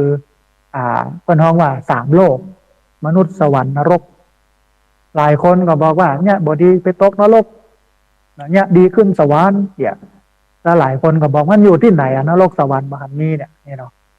จะไปสวรรค์นะองค์การนาซาเพิ่นปล่อยยานอวกาศขึ้นไปมันก็บ่หันมีสวรรค์สักเตื้อนรกก็มีแต่หลวงพ่อพุทธทาสเพิ่นนิยามคำใหม่ชีกเพิ่นฮ้องว่าไตรภูมิพระล่วงออกทำให้เราหันของแต่ว่านรกสวรรค์นั้นมันอยู่ที่ความรู้สึกในปัจจุบันเอาสุขใจจากการที่เขาได้สละความโลภ สละความโกรธสละความหลงเนี่ยอันนี้คือสวรรค์แต่ถ้าเราบ่มีการสละความโลภความโกรธความหลงความโลภโกรธหลงมันพุ่งขึ้นมันนักขึ้นอันนี้คือนรกนี่คือความชัดเจนของหลวงพ่อพุทธทาสนะฮะแต่ว่ามันจะเกิดขึ้นได้ก็อยู่ที่การสัมผัสภาษาพระก็เรียกว่าผัสสะคือการสัมผัสตั้งไหนตั้งตาหันรูปถ้ามีสติอยู่ตาหันโหบปุ๊บก็ขึ้นสวรรค์แต่ถ้ามีสติตาหันโหบเกิดความโลภความโกรธความหลงก็ตกนรกนะอันนี้คือง่ายที่สุดแล้วนรกสวรรค์ในมิตินี้นะฮะมันต้องไปมองไปเป็นเปรตเป็นผีไปอย่างนั้นอย่างนี้มันมีขี้จันขี้ห้องอันนั้นมันเป็นไตรภูมิพระล่วงที่เพิ่นเขียนขึ้นนะแต่ถ้าหลวงพ่อพุทธทาสเนี่ยเพิ่นบอกชัดว่านรกสวรรค์อยู่ในความรู้สึกปัจจุบันนะอันนี้คือข้อ3นะฮะทีนี้ข้อ4ท่านผู้ฟังความลับของชีวิตข้อที่4เพิ่นบอกว่าการเกิดใหม่นั้นมีได้ตลอดเวลาไม่ใช่แค่ตอนออกจากท้องแม่การเกิดใหม่เนี่ยมีได้ตลอดเวลาไม่ใช่แค่ตอนออกจากท้องแม่การเกิดในตามคำหมายถึงตอนที่เฮานั้นมีความรู้สึกปรุงแต่งว่ามีตัวกูหรือว่าของกูเกิดขึ้นในใจเมื่อใดที่เฮาโกรธเมื่อใดที่เฮาหลงเมื่อใดที่เฮายึดติดนั่นคือเฮาได้เกิดตัวตนขึ้นแล้ววันหนึ่งเฮาอาจจะเกิดและตายในความรักในความรู้สึกเนี่ยได้หลายร้อยหลายพันครั้งตามแต่อารมณ์ที่เข้ามากระทบหลวงพ่อพุทธทาสเพิ่นขยายไปว่าการเกิดเนี่ยมันไม่ได้หมายถึงการเกิดออกจากท้องพ่อท้องแม่อย่างเดียวแต่ว่าถ้าเรามีความรู้สึกปรุงแต่งว่าเป็นตัวกูว่าเป็นของกูเกิดขึ้นในใจแล้วนำไปสู่การโลภนำไปสู่การหลงนำไปสู่ความโกรธนั่นคือเราได้เกิดเป็นตัวเป็นตนขึ้นแล้วแอมครั้งหนึ่งวันหนึ่งเนี่ยหลายคนอาจจะหลายรอบเกิดตายหลายรอบเพราะว่าความโกรธความโลภโกรธหลงมันพุ่งปี๊ดขึ้นลงยิ่งช่วงนี้เศรษฐกิจบ่ดีปอดทอกเงินทองหาเข็มสินค้าก็แปลงทองทองคำทะลุไป70,000แล้วท่านผู้ฟัง70,000 1 บาททองคำ1 บาทเนี่ยทะลุไป70,000คือทองนี่คือการเกิดใหม่มีได้ตลอดเวลาไม่ใช่แค่ตอนออกจากท้องพ่อท้องแม่ความลับของชีวิตข้อที่5หลวงพ่อบอกว่าต้องระวังผัสสะคือการกระทบอารมณ์ให้ดีอันนี้คือสิ่งที่ต้องระวังผัสสะคือการกระทบอารมณ์ให้ดีจุดเริ่มต้นของเรื่องราวทั้งหมดคือเมื่อตาเห็นรูปหูได้ยินเสียงหูดังได้กลิ่นท้องว่าการสัมผัสหรือว่าผัสสะถ้าเราขาดสติในจังหวะนี้เขาจะปล่อยให้ความรู้สึกชอบหรือว่าชังเข้ามาครอบงำนำไปสู่ความอยากและการยึดมั่นถือมั่นจนกลายเป็นความทุกข์ในที่สุดเพราะนั้นเราต้องขยันฝึกสติสติมาตันกับการได้หันตันกับการได้กลิ่นตันกับการได้ริมรสตันกับการได้ถูกต้องสัมผัสถ้าสติมันตันเนี่ยมันก็จะบ่เกิดความทุกข์เพราะว่ามันบ่เกิดการปรุงแต่งเป็นความชอบบ่ชอบนะฮะแต่ถ้าบ่มีสติปุ๊บเนี่ยเวลาหันรูปตาได้หันปุ๊บมันก็จะเกิดสิ่งขึ้นก็คือ1ชอบ2ไม่ชอบ3เฉยๆหรือว่าสงสัยนะฮะ3อย่างนี้ขึ้นชอบก็เป็นโลภะเป็นกิเลสบ่ชอบก็เป็นโมหะเป็นอันโทสะความโกรธเฉยๆแบบไม่ประกอบไปด้วยปัญญาก็เป็นโมหะ แต่เป็นกิเลสทั้งนั้นคือโลภโกรธหลงทั้งนั้นในการได้หันแต่ละครั้งในการได้ยินแต่ละครั้งในการถูกต้องสัมผัสแต่ละครั้งแต่ถ้ามีสติมาเป็นตัวกรองสติก็จะกรองให้เราพัฒนาหรือว่ารับการได้เห็นรับการได้ยินรับการได้ลิ้มรสสัมผัสได้กลิ่นแบบมีสติมันก็จะกรองมันจะกรองให้เราอันนี้คือต้องระวังเป็นความลับของชีวิตข้อที่5ที่หลวงพ่อพุทธทาสฝากไว้อันที่6ความเคยชินที่สะสมไว้คือตัวการสำคัญท่านผู้ฟังหลายคนห้องความเคยชินนี่วาสนาว่ามันเป็นวาสนามันเป็นการสั่งสมเขาผู้คนเนี่ยมีความเคยชินที่สะสมมาตั้งแต่เกิดเป็นห้องว่าอนุสัยที่เขาสั่งสมมาตั้งแต่เกิดรวมเนี่ยเป็นห้องว่าอนุสัยอย่างห้องท่านผู้ฟังเช่นความเคยชินที่จะรักที่จะโกรธที่จะหลงเมื่อมีอย่างมากระทบใจความเคยชินเหล่านี้จะกระโดดออกมาทำหน้าที่ทันทีทำเมื่อเรานั้นตอบโต้ไปตามสัญชาตญาณเดิมๆซ้ำแล้วซ้ำเล่าการหูตันสิ่งนี้จะช่วยให้เราหยุดวงจรแห่งความทุกข์ได้คือรู้เท่าทันความเคยชินของตัวเองและมองว่าความเคยชินนั่นมันดีหรือเสียแต่ถ้ามันเป็นความเคยชินที่มันเสียก็แก้ความเคยชินแก้อนุสัยมันเป็นอนุสัยใหม่มันเป็นสิ่งใหม่ที่มันไม่ซ้ำเดิมแต่ถ้าบ่แก้เนี่ยมันก็จะวนเวียนอยู่เนี่ยซ้ำแล้วซ้ำเล่าบ่ให้เราก้าวหน้าไปไหนเพราะนั้นความเคยชินคือสิ่งที่มันสะสมไว้มันเป็นตัวการสำคัญเราทุกคนมีความเคยชินที่สะสมมาตั้งแต่เกิดเพราะน้องว่าอนุสัยยะเพราะฉะนั้นเนี่ยเราก็จะต้องลดความเคยชินลงความคุ้นเคยที่หันได้ชัดคือความคุ้นเคยว่าเป็นตัวเป็นตนเป็นตินเป็นตัวแท้ที่จริงมันไม่ได้เป็นตินเป็นตัวแต่เพราะว่ามันรวมกันขึ้นด้วยธาตุทั้ง4คือดินน้ำลมไฟอันนี้เป็นรูปธรรมนามธรรมมันประกอบไปด้วยเวทนาความรู้สึกสัญญาความจำได้หมายรู้วิญญาณคือการรับรู้สังขารคือการปรุงแต่งรวมกันขึ้นวนกันไปซ้ำแล้วซ้ำเล่าทีนี้เมื่อเราตัดความเคยชินใหม่แต่มันเป็นเรื่องยากนะท่านผู้ฟังว่ามันสั่งสมมาหลายภพหลายชาติสั่งสมมาจนถึงปัจจุบันมันเป็นสิ่งที่แกะออกยากมากแต่ถ้าแกะได้เนี่ยเขาก็จะเปลี่ยนความเคยชินเก่ามาเป็นความเคยชินใหม่ซึ่งมันเป็นความเคยชินในเชิงบวกอันนี้คือความเคยชินที่สะสมไว้มันเป็นตัวสำคัญข้อที่6ความลับของชีวิตข้อที่7ท่านผู้ฟังเพิ่นบอกว่าอย่าเป็นทาสของความพอใจและความไม่พอใจอย่าไปเป็นทาสของความพอใจและความไม่พอใจปัญหาของมนุษย์คือการตกเป็นทาสของความรู้สึกเมื่อพอใจก็วิ่งไปโตยหาเมื่อบ่พอใจก็พักใส่หรือว่าโกรธเคืองการมีชีวิตที่เป็นอิสระแท้ๆเนี่ยคือการที่จิตใจบ่ต้องขึ้นต้องลงไปตามสิ่งที่มากระทบบอกว่าสิ่งนั้นจะดีหรือร้ายเขาก็สามารถรักษาใจให้เป็นปกติได้ข้อนี้เป็นสิ่งที่สำคัญเนาะการจะรักษาใจให้ปกติบ่ให้ขึ้นให้ลงตามสภาวะได้เนี่ยมันเป็นสิ่งที่สำคัญมันเป็นสิ่งที่ทำได้ยากใจที่มันนั้นขึ้นลงเนี่ยมันก็ทำให้เราตุกนะเวลาเราสุขเวลาเราสบายใจมันก็ขึ้นเวลามันบ่สบายใจมันตุกใจมันก็ลงมันก็ขึ้นลงอย่างเนี้ยชีวิตจนกระทั่งที่ว่าเขาได้รู้ความเป็นจริงของโลกและชีวิตว่ามันเป็นอย่างนั้นมันเป็นอย่างนั้นเมื่อเขาเข้าใจว่ามันเป็นอย่างนั้นแล้วมันก็บ่ขึ้นบ่ลงเหมือนกับกรรมกรของนักปราชญ์ของบัณฑิตที่เปิ้นบอกว่ายามขึ้นอย่าหลงยามลงอย่าท้อเวลาใจมันขึ้นชีวิตของเรามันดูมีความสุขเหมือนมันดูฟูเฟื่องขึ้นเราก็อย่าหลงยามลงชีวิตเราลง ยามลงขาดลงของเขาก็จะไปท้อยามขึ้นไม่หลงยามลงไม่ท้อนะเพราะว่าเขาบอกเป็นธาตุของความพอใจและไม่พอใจแต่ปัญหาก็คือว่าถึงวันนี้เขาเป็นธาตุ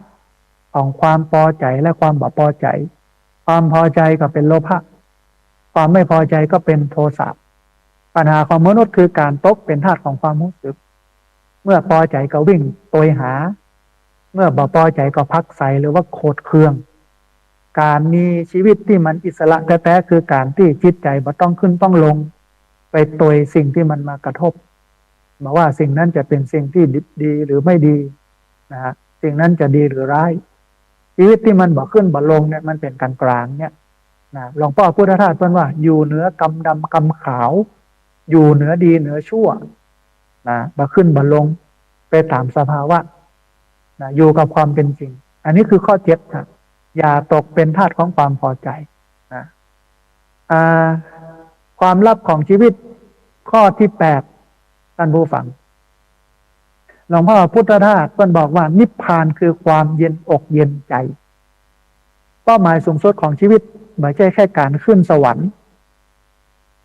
เพราะสวรรค์ยังมีความเร่าร้อนจากความหลงนะคือไม่ใช่ปรารถนาไปเป็นเทวบุตรเทวดาเพราะเทวบุตรเทวดามันก็ยังเวียนว่ายแต่เกิดอยู่ในวัฏสงสารทำบุญใหญ่บุญหนึ่ง ตายแล้วได้ไปเกิดเป็นเทวดาแต่พอบุญที่เราทำหมดเขาก็ต้องตกมาอยู่ในโลกของมนุษย์เผลอๆตกมาอยู่ในโลกของมนุษย์เนี่ยบดีพิษศีลพิษธรรมก็ต้องตกม.6นะอยู่อย่างเงี้ยนะฮะแต่หลายคนก็ปรารถนาสวรรค์ปรารถนา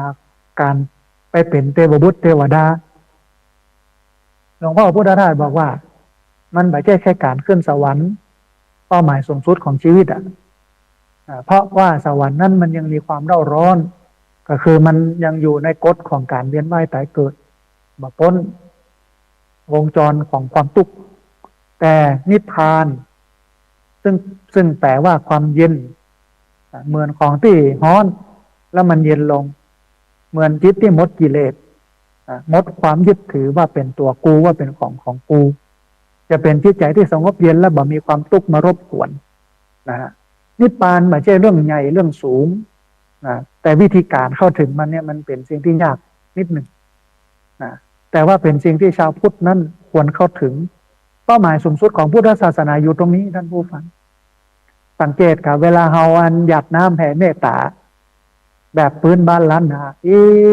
ตังตานะกัมมังนิพปานาปัจจโยโหนตุโนนิจจั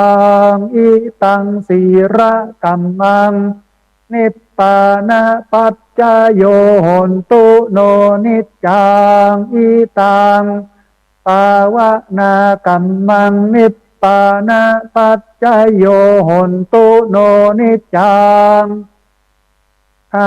แปลความหมายได้เนี่ยมันก็จะบอกว่าอีตานตานะกรรมคือตานที่ข้าพเจ้าได้กระทำนี้ตานใส่บาตรใส่บ่วงถวายสังฆทานอีตังปาวนากัมมังด้วยบุญที่เกิดจากการภาวนาเดินจงกรมนั่งสมาธิเจริญสติอยู่ในชีวิตประจำวันนะอีตังศีระกัมมังด้วยศีลที่รักษาโดยเฉพาะศีล5นะไม่ฆ่าสัตว์นะบ่ไปฆ่าสัตว์เบียดเบียนกันบ่ไปลักทรัพย์นะไปเอาของคนอื่นมาเป็นของตัวเองว่าประพฤติผิดในกามนะหักในกู้ของตัวเองเคารพในการเป็นคนที่มีชีวิตกู้ตัวกันนะบ่อู้ปดบ่อู้ส่อเสียดบ่อู้เพ้อเจ้อบ่อู้เลวไหลบ่เป็นความจริงบ่ดื่มสุราเสพยาเสพติดด้วยศีลที่ทำนี้ด้วยสมาธิที่รักษานะด้วยการเดินจงกรมนั่งสมาธิการเจริญสติในชีวิตประจำวันด้วยปัญญาที่คิดในเชิงเหตุเชิงผลมาเชื่ออย่างง่ายๆมาไปหลงไหลกับ สิ่งที่วันนี้คนเอามาหลอกมาจุเป็นสินค้านะฮะเป็นพระเป็นเหรียญเป็นอย่างต่างๆเป็นวัตถุมงคลเป็นเครื่องรางของขลัง เป็นเทพเป็นพรหมแต่ว่าเขามองโลกตามความเป็นจริงค คือมองโลกอยู่กับกฎของไตรลักษณ์มันหันเป็นไตรลักษณ์ศีลสมาธิปัญญาที่สั่งสมนี้เป็นเหตุเป็นปัจจัยเข้าถึงซึ่งนิพพานอันนี้คือความหมายที่เราอยากน้ำแห่เมตตากันเพราะฉะนั้น เป้าหมายสูงสุดของพุทธศาสนาคือนิพพานคือชีวิตที่มันสงบเย็นและเป็นประโยชน์ท่านผู้ฟังอันดับแรกเนี่ยต้องทำให้ชีวิตมันสงบเย็นเนี่ยก่อนจะสงบเย็นได้อย่างไรก็เอาศีลเนี่ยไปใช้ เอาสมาธิไปใช้เอาปัญญาไปใช้แล้วก็ศีลสมาธิปัญญาเนี่ยมันเป็นเครื่องชี้วัดความเป็นพุทธถ้าใครปฏิบัติตาม3อย่างนี้ได้อย่างครบถ้วนเนี่ยก็เป็นพุทธแท้แต่ถ้าใครปฏิบัติบ่ได้ก็เป็นพุทธปลอมเป็นพุทธแต่ในนามเป็นพุทธแต่เปลือกเป็นพุทธที่ไม่เข้าถึงแก่นนิพพานแปลว่าสงบเย็นเนาะแปลว่าเย็นถ้าใครเข้าถึงนิพพานก็เย็นเย็นเย็นตรงไหนเย็นตรงใจใจเย็นนะฮะใจเย็นสบายบ่เร่าร้อนเพราะว่ากิเลสมันถูกจัดการไปด้วยศีลสมาธิปัญญาเมื่อกิเลสมันหมดโดยการจัดการโดยการปฏิบัติตามหลักศีลสมาธิปัญญาของเราแล้วกิเลสมันลดลงมันลดลงมันก็เย็นแต่ว่าความเย็นมันมีหลายระดับเย็นในระดับโลกุตระเย็นสูงสุดคือไม่เหลือกิเลสคือโลภกดหลงแล้วในใจอันนี้คือเย็นสูงสุดแหละคือสิ่งที่ชาวพุทธจะต้องเข้าถึงเอาเรามาพอเอาเราท่านผู้ฟังเข้าถึงก็ เอาตึกใดวันเดียวเนี่ยเดินทางไปบนเส้นทางของพุทธศาสนิกชนเนี่ยนะเดินตามทางของพระพุทธเจ้าเนี่ยเขาไกลจากพุทธเจ้าแล้วเขาใกล้พุทธเจ้าเขาไกลจากพุทธเจ้าแต่ว่าบางครั้งบางทีอันออกนอกทางไปไหว้เทพ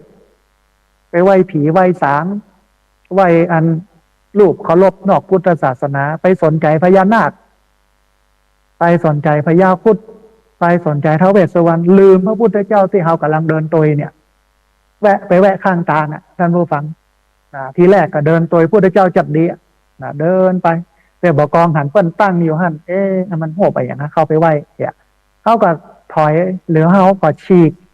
เดินออกจากทางที่พระพุทธเจ้าเปิ้นวางไว้เพราะฉะนั้นต้องปิกมาเด้อ ต้องปิกมายึดเอาเนี่ย3อย่างนี่คือศีลสมาธิปัญญาเป็นหลักบ่ต้องไปสนใจอันอื่นซึ่งมันเป็นของหลอกของจุของเสี่ยงตังนั่นน่ะนะฮะเพราะฉะนั้นเนี่ยเมื่อเราเดินตามพระพุทธเจ้าแล้วท้ายที่สุดเราก็จะเจอความสงบเย็นเพราะว่านิพพานคือความสงบเย็นแต่สงบเย็นมันก็มีหลายลักษณะเราสามารถสงบเย็นได้ชั่วครู่เช่นเราฝึกสมาธิจิตใจสงบมันก็สงบเย็นได้ส่วนหนึ่งเรารักษาศีลอย่างสมบูรณ์สงบกายมันก็เป็นนิพพานอย่างหนึ่งเรามีปัญญามองโลกตามความเป็นจริงคือหันโลกทั้งใบหรือตัวของเราเป็นไตรลักษณ์คือเกิดขึ้นตั้งอยู่ดับไปก็สงบเย็นได้อย่างหนึ่งเมื่อ3อย่างนี้มารวมกันกับไปกลายเป็นความสงบเย็นที่สมบูรณ์มาฮ้อนแห่งแล้วเข้าถึงนิพพานเพราะฉะนั้นเนี่ยนิพพานเป็นยอดเป็นปลายที่เราจะเข้าถึงมันไม่ใช่เป็นเมืองสวรรค์เป็นเวียงแก้วเป็นอะไรอย่างที่เปิ้ลว่านิพพานคือภาวะใจที่มันบ่าร้อนใจที่มันสงบเย็นด้วยการฝึกศีลฝึกให้เรามีศีลฝึกให้เรามีสมาธิฝึกให้เรามีปัญญาแล้วไปคัดเกลาความโลภโกรธหลงที่มันอยู่ในใจให้มันออกไปเรื่อยเมื่อมันหมดลงเมื่อมันไม่มีอันนี้คือนิพพานสูงสุดนิพพานแบบถาวรแต่ถ้ามันลดลงเรื่อยอันนี้คือความเย็นก็เริ่มมาเรื่อยนี่คือสิ่งที่ชาวพุทธควรทำแต่ว่าเดียวนี้เขาไปไหนบ่โหเขาไปเนี่ยอย่างบ่โหนอกเหนือจากศีลสมาธิปัญญาเนี่ยแล้ววัฒนธรรมประเพณีเขาสังเกตพอกันแต่ละอย่างแต่ละงานเนี่ย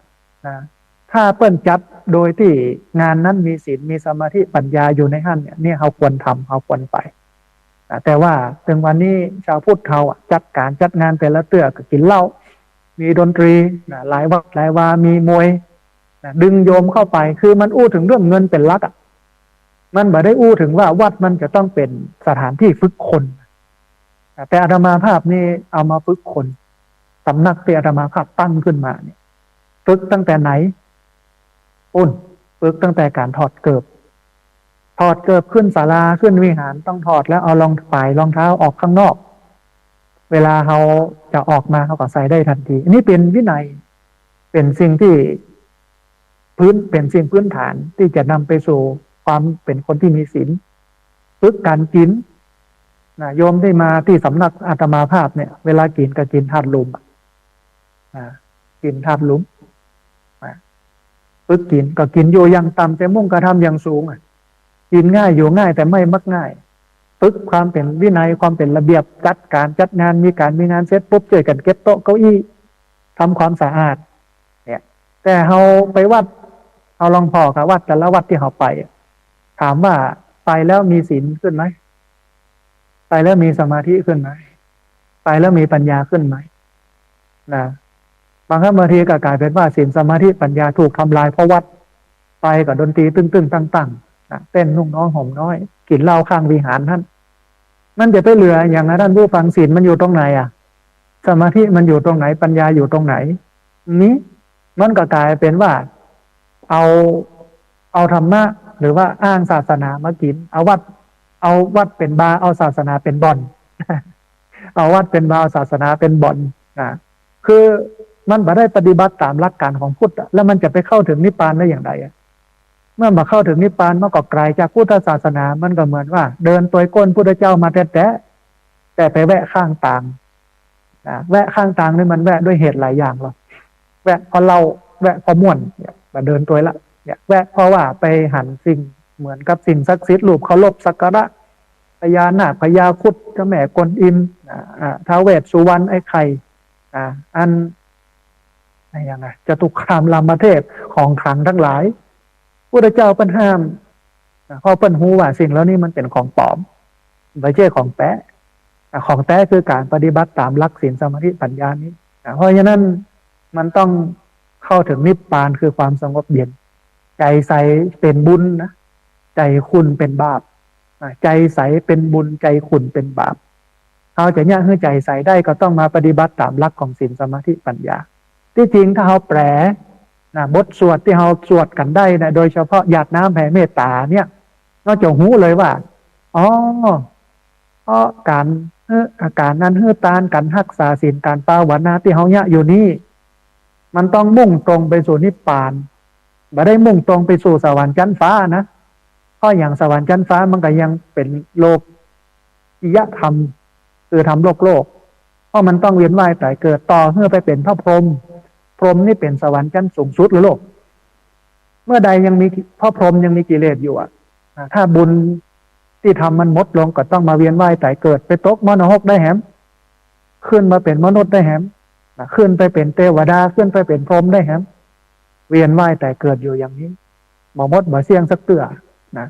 พระเจ้าก็เลยบอกว่าเดินโดยมานี้เข้าถึงนิพพานสงบเย็นแล้วชีวิตที่ดีและมีความสุขเนี่ยท่านผู้ฟังซึ่งเป็นคติของอาตมาภาพเองนะยึดถือคำนี้เสมอว่าชีวิตที่สงบเย็นและเป็นชีวิตที่มีความสุขเนี่ยชีวิตที่มีความสุขคือชีวิตที่สงบเย็นและเป็นประโยชน์สงบเย็นและเป็นประโยชน์คือชีวิตที่มีความสุขไม่ใช่ชีวิตที่พร้อมไปด้วยทรัพย์สินไม่ใช่ชีวิตที่พร้อมไปด้วยครอบครัวการงานเจริญรุ่งเรืองนะแต่ชีวิตที่สงบเย็นและเป็นประโยชน์เนี่ยคือชีวิตที่มีความสุขที่สุดแล้วเพราะฉะนั้นสิ่งที่เราควรทำคือต้องเย็นหมายความว่าต้องเข้าถึงนิพพานแล้วเป็นประโยชน์คือเกื้อกูลต่อโลกเกื้อกูลต่อผู้คนอาตมาภาพก็เดินตามหอยนี้เกื้อกูลต่อผู้คนกับตั้งมูลนิธิขึ้นมาเปิดโรงเรียนผู้สูงอายุเปิดศูนย์พัฒนาคุณภาพชีวิตผู้สูงอายุผู้พิการขึ้นมาส่งละอ่อนเฮียนหนังสือนะฮะเนี่ยคือเป็นประโยชน์ทำให้ผู้คนได้ประโยชน์แล้วก็ที่สำคัญที่สุดก็คือดึงโยมเข้าวัด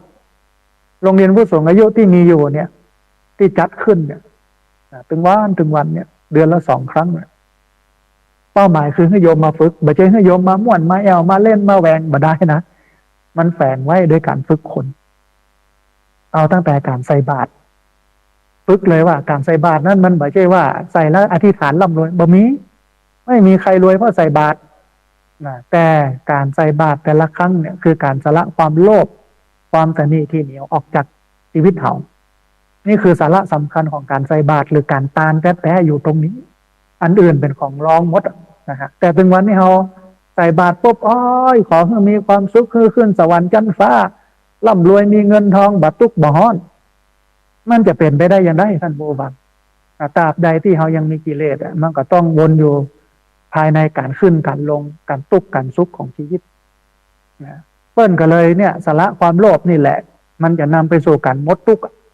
นะไม่ใช่ว่าใส่บาตรและอธิษฐานยาวเป็นบ้าเป็นสองไม่ได้ประโยชน์ยังนะฮะแต่ถ้าใส่บาตรแล้วอธิษฐานว่าขอให้ความโลภขอให้ความโกรธขอให้ความหลงของข้าพเจ้าที่มีอยู่เนี่ยมันลดลงอันเนี้ยของแท้โลกนะฮะเพราะฉะนั้นเขาต้องมีเป้าหมายเนาะในการดำเนินชีวิตในความเป็นพระก็คือนิพพานความเย็นเพราะว่าชีวิตที่มีความสุขคือชีวิตที่สงบเย็นและเป็นประโยชน์ชีวิตมันต้องสงบเย็นก่อนแล้วก็สองเป็นประโยชน์ถึงวันนี้สองทางเนี่ยคือสงบเย็นทำให้ชีวิตสงบเย็น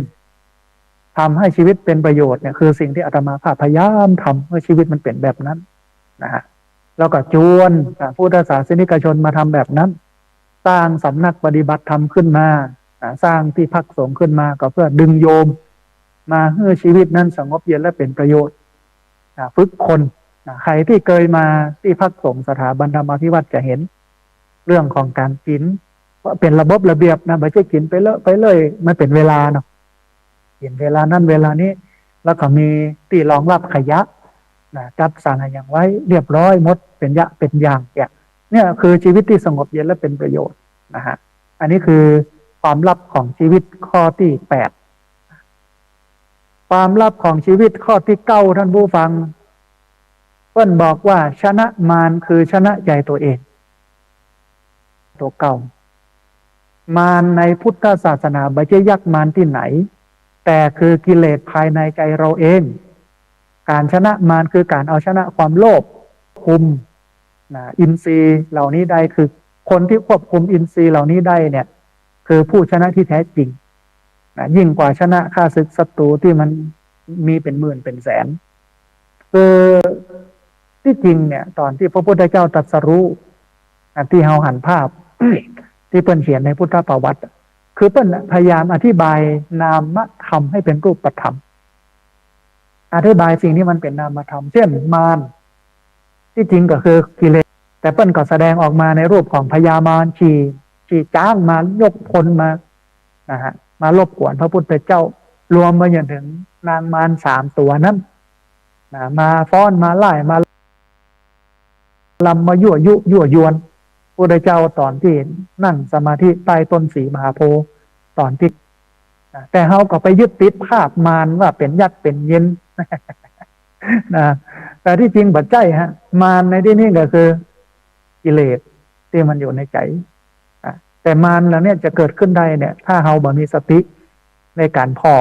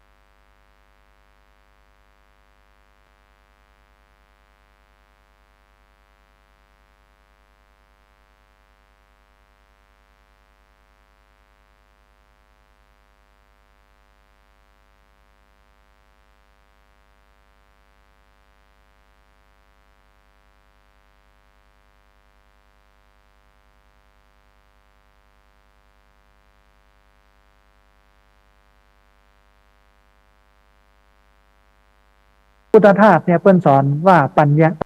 เขาต้องใช้วิชาทางธรรมมาจัดการกับระบบความรู้สึกเพิ่มการปฏิบัตินะฮะศีลปฏิบัติตามสมาธิปฏิบัติตามปัญญาแน่นถึงแม้ว่าโลกเดี๋ยวนี้มันบ่สนใจศีลใจธรรมนะที่เราก็ถึงรู้ว่าฟังคำธรรมกินน้ำพริกดำกับข้าวฟังคำที่เรากินลาบกับข้าวถึงวันเขามีนักการเมืองที่มันช่อฉนที่มันโกงแล้วโกงแหมที่เปิ้นออกมาแฉกดทบหันแล้วมันเน่าเปะนะฮะแส ดงว่าคนเฒ่าในยุคนี้สมัยนี้สิ้นชีวิตไปหมดแล้วคนรุ่นใหม่เนี่ยเปิ้นบ่ได้สดใสบ่วงอุปถัมภ์บำรุงพุทธศาสนานะพอโลกเนี่ยมันอู้ถึงเรื่องตัวภัยตัวมันแก่งแย่งจริงดี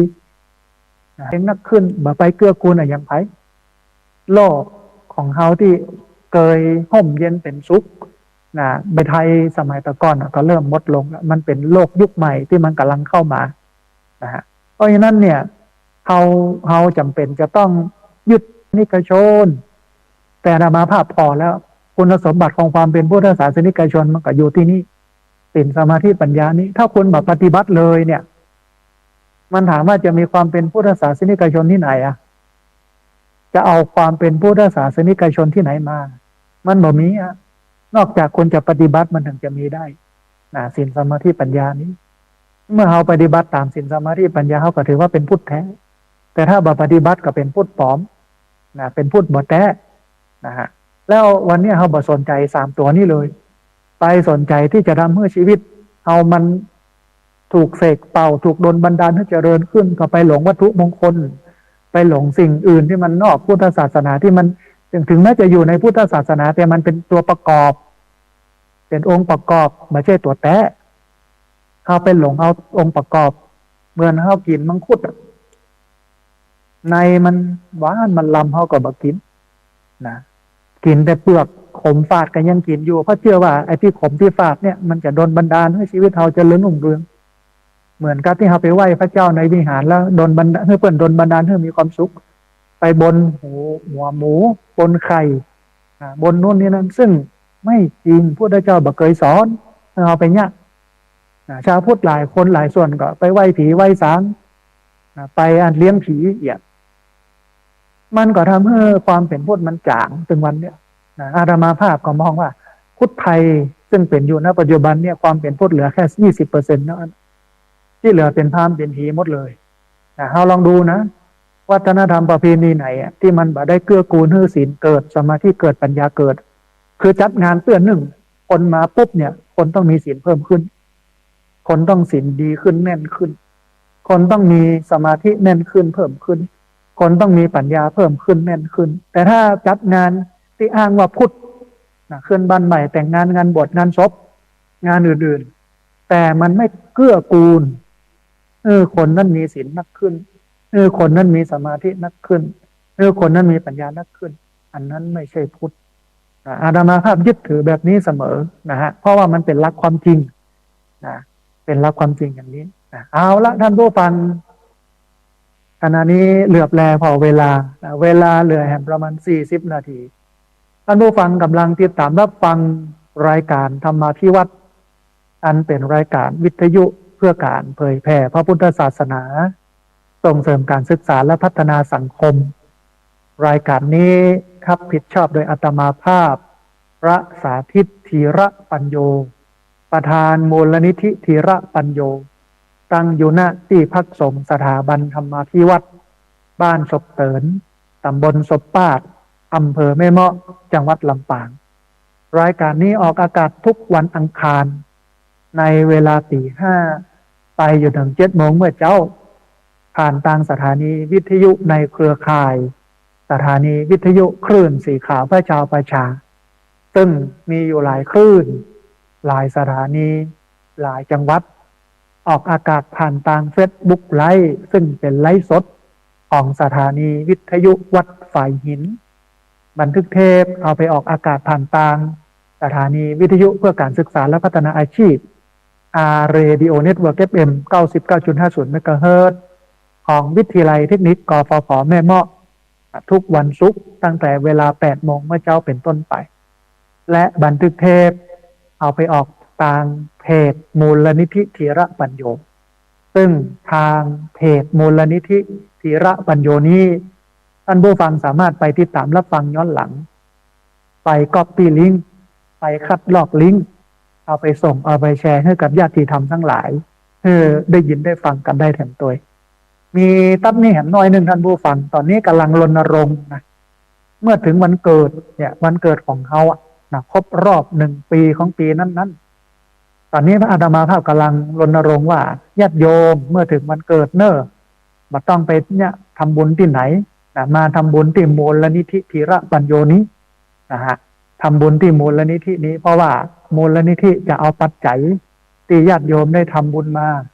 ไปพัฒนาสังคม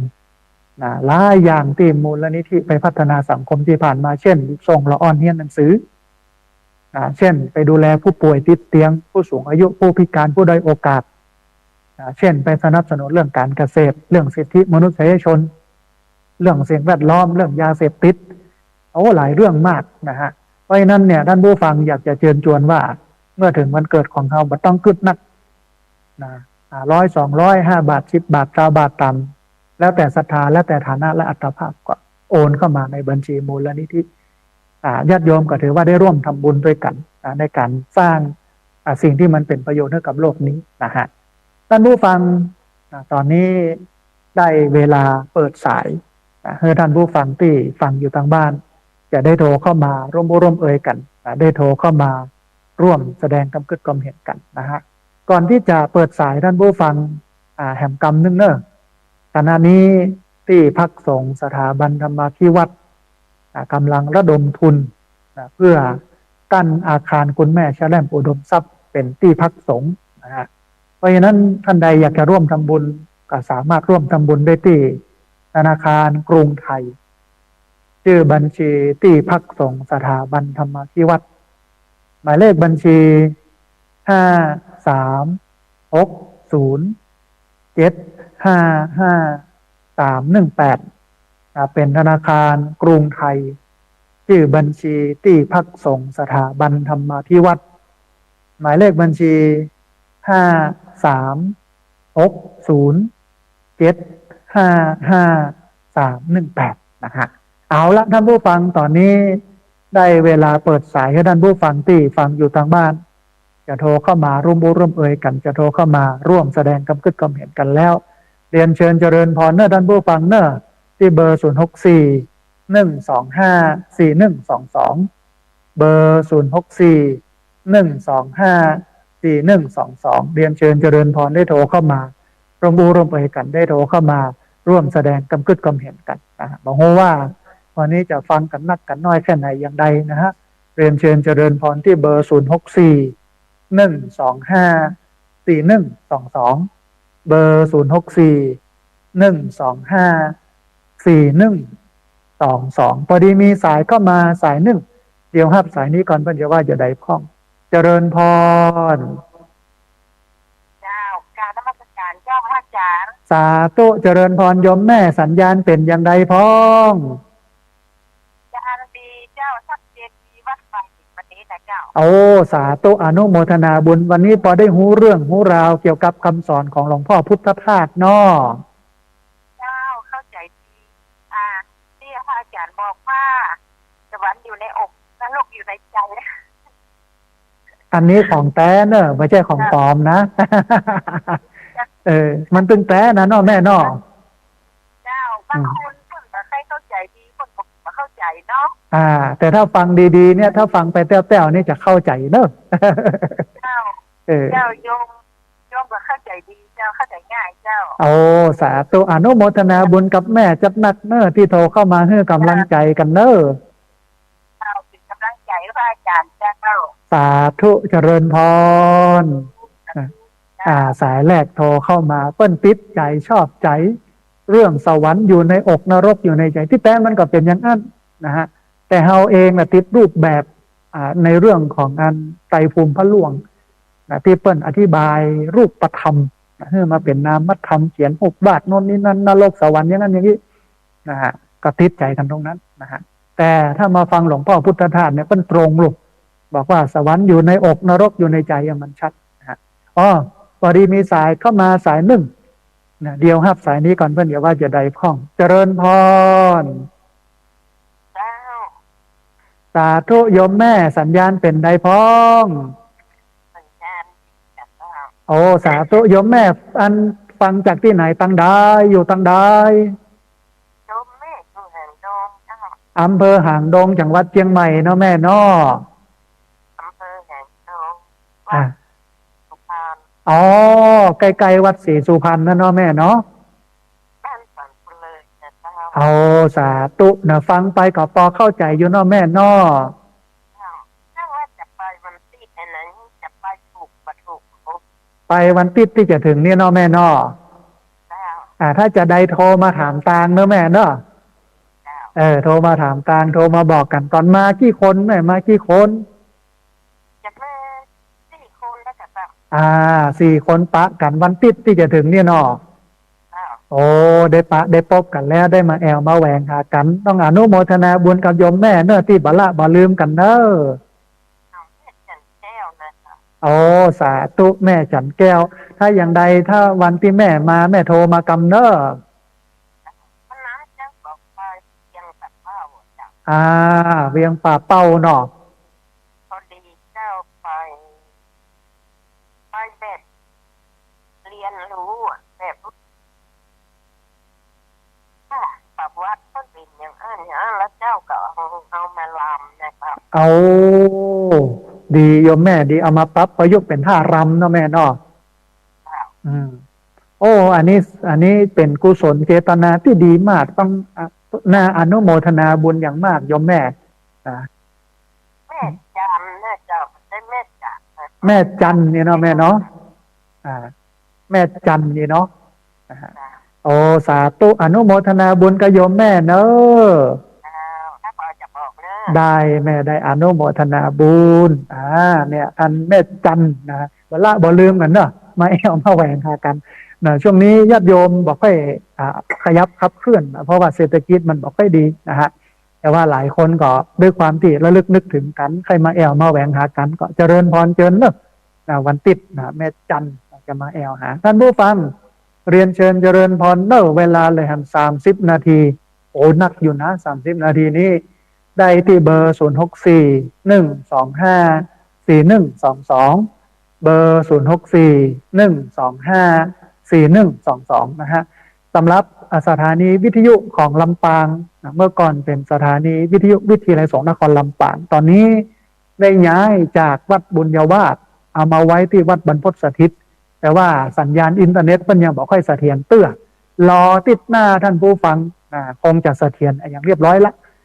ท่านผู้ฟังที่อยู่ลำปางหรือว่าอยู่จังหวัดใกล้เคียงก็คงจะได้ฟังกันชื่นบานหวานใจกันช่วงนี้ลำบากหน่อยนึงไม่ค่อยได้ยินกันนะฮะพอดีมีสายก็มาสายหนึ่งเดียวครับสายนี้ก่อนเพื่อนจะว่าจะได้พ้องจะเริญพรเจริญพรเจริญพรเอาสาธุเจริญพรโยมแม่แนะนำตัวน้อยอันนี้แม่แก้วสิงแก้วมันกัดปุงเนอะเอาสาธุแม่แก้วหายไปจัดเมินนะแม่เนอะหายไปจัดเมินนะแม่แก้ว สิงแก้วบรรกัดโป่งนี่นะสัญญาณเป็นได้พ่อแม่เอาสาธุอนุโมทนาบุญสัญญาณชัดเจนดีเนาะแม่เนาะเอาสาสาธุก็โอ้อนุโมทนาแฟนพันธุ์แท้แล้วเนี่ยของแท้นะเนี่ยบุเข้าใจดีใจภูมิใจเด้อเป็นวันนี้ล่ะสาธุแม่เป็นกำลังใจให้พระอาจารย์ได้จัดหนักข้อทิพย์เลยอนุโมทนาบุญกับแม่ที่ติดตามรับฟังบ่ละบ่ลืมเนอะบ่ละบ่ลืมเนอะทั้งทุกอาคารเลยสาธุโยมแม่เจริญพรสาธุได้กำลังใจจัดหนักอนุโมทนาบุญโยมแม่เจริญพรนะสาธุนะครับแม่อันแม่แก้วอันบ้านกาดโป่งเปิ้นฟังประจำละโทรมาให้กำลังใจกันตลอดต้องอนุโมทนาบุญวันนี้ฟังแต่เนอะเปิ้นบอกว่าฟังจนจบจน10 ข้อเลยนะได้เป็นอย่างโอ้ดีมากเลยนะฮะพอดีมีสายก็มาแถมสาย1เดี๋ยวฮับสายนี้ก่อนเปิ้นจะว่าอย่าได้พ้องเจริญพรกับแม่สายเจ้าอาจารย์สาธุเจริญพรโยมแม่สัญญาณชัดเจนเนาะแม่เนาะโอ้ โอสาธุอนุโมทนาบุญกับโยมแม่ที่ติดตามรับฟังแล้วก็บรรละบ่ลืมโทรเข้ามาให้กำลังใจกันเนอะค่ะยังไม่ติดตามตลอดค่ะ โอ้ แล้วก็ในเฟซบุ๊กนะ สาธุชื่นใจแท้ เก็บไว้ในของแม่ ๆ สาธุแม่อนุโมทนาบุญ คำสอนของพระอาจารย์ว่าอนาคตข้างหน้าบอกว่าเป็นไง อ่า ปัจจุบันไว้อย่างเงี้ยค่ะ อันเปิ้นฮ้องว่าปัจจุบันสำคัญสุด นั่งคิดไว้ฟังได้จากพระอาจารย์ ได้แม่ได้อนุโมทนาบุญโยมแม่เนอะ จากพุทธเจ้า สาธุ พระเจ้าอยู่ในแก่กระแดง อนุโมทนาบุญสาธุนะ เรียนเชิญเจริญพรนะพี่น้องที่ติดตามรับฟังอยู่ไม่ว่าจะเป็นเชียงใหม่ลำปูนลำปางแป้น่านพะเยาเชียงรายแม่ฮ่องสอนตลอดจนถึงฟังในทั่วประเทศผ่าน Facebook ไลฟ์หรือทั่วโลกโทรเข้ามาเนอะที่เบอร์0641254122เบอร์0641254122พอดีมีสายเข้ามาสายหนึ่งเดี๋ยวครับสายนี้ก่อนเพื่อนจะว่าอย่าใดข้องเจริญพร กับพระเจ้าพระเจ้า สาธุแม่คำนวณแจ้ซ้อนเมืองปานลำปางสัญญาณเป็นได้พ่องแม่วันนี้ มันนี่ชัดเจนดีเจ้า โอ้สาธุชัดเจนดีเนาะอันหนาวนักแกเนาะที่อันเมืองปานนะ เจ้าหนาวเจ้า อาตมาภาพบ่มอยู่ในห้องนะปิดนะหน้าต่างวัดบเดือนนี่นะตุ้มผ้าบดตบหนาขนาดนัก เป็นคล้ายกันหนึ่งหนาวนะ อันวันนี้พอได้สาระอยู่เนาะแม่เนาะ สาระนะวันนี้นะ พอฟังแล้วได้เข้าใจเป็นเรื่องๆเป็นอย่างๆแบบนี้ดีเนาะแม่เนาะ เราเข้าใจดีว่าอย่างพระอาจารย์ว่าน่ะตอนเราเป็นคนในห้องนี้สวรรค์นี้ได้อกได้ใจของเราได้สบายใจได้ปล่อยวางอย่างถ้าเขาตายแล้วทำถ่ายกันเนาะจะมีหมู่นะ แม่นเพราะฉะนั้นนะทำปัจจุบันให้ดีที่สุดนรกอยู่สวรรค์อยู่ในอกนรกในใจดีที่สุดแล้วแม่ เจ้าก็นั่นแหละไม่ว่า แต่คนแบบ เดียวดีนะว่าถ้าว่ามันแต่ละคนนี่ถ้ามันมี50%กันยังดีนะเนาะเนี่ยมันจะไม่อย่างสัก20%อย่างพระอาจารย์มา เพราะว่ามันบัดได้สนใจสวรรค์นรกแล้วมันก็จะเอาแต่บาปอย่างเดียวนะ ซึ่งหารแตกอ่ะ ชัดเจนเนาะแม่เนาะ เจ้าหันชัดเจนเจ้า ยิ่งนานวันไปศีลธรรมจะเสื่อมลงเรื่อยๆนะเนาะ ดูเจ้าเสื่อมแต่เพราะว่ามันหักตามอาหารนี่นอกจากคือสีขาวเนาะไม่ติดอื่นนี่มันเป็นเพื่อเจาะหาของสีไฟสีสาดีที่จบที่ใช้น่ะ มาเอาศีลเอาธรรมแต่ไปเอาปูนเนี่ยนะไปไว้อย่างบ่ฮู้อยู่เนาะ เจ้าแม่เจ้า อันเนี้ยดีโยมแม่เขาได้ฟังแล้วเข้าใจอนุโมทนาบุญกับโยมแม่จัดหนักเน้อ เจ้ากำเดียวแม่อันได้ไปตลาดกันไหมไปปัจจัยให้ทำบุญถึง โอ้สาธุอนุโมทนาบุญกับแม่คำนวณที่บละบ่ลืมกันเน้อนะสาธุ เจ้าเข้ามาสิ่งของนี้ ได้แม่ได้อนุโมทนาสาธุนะ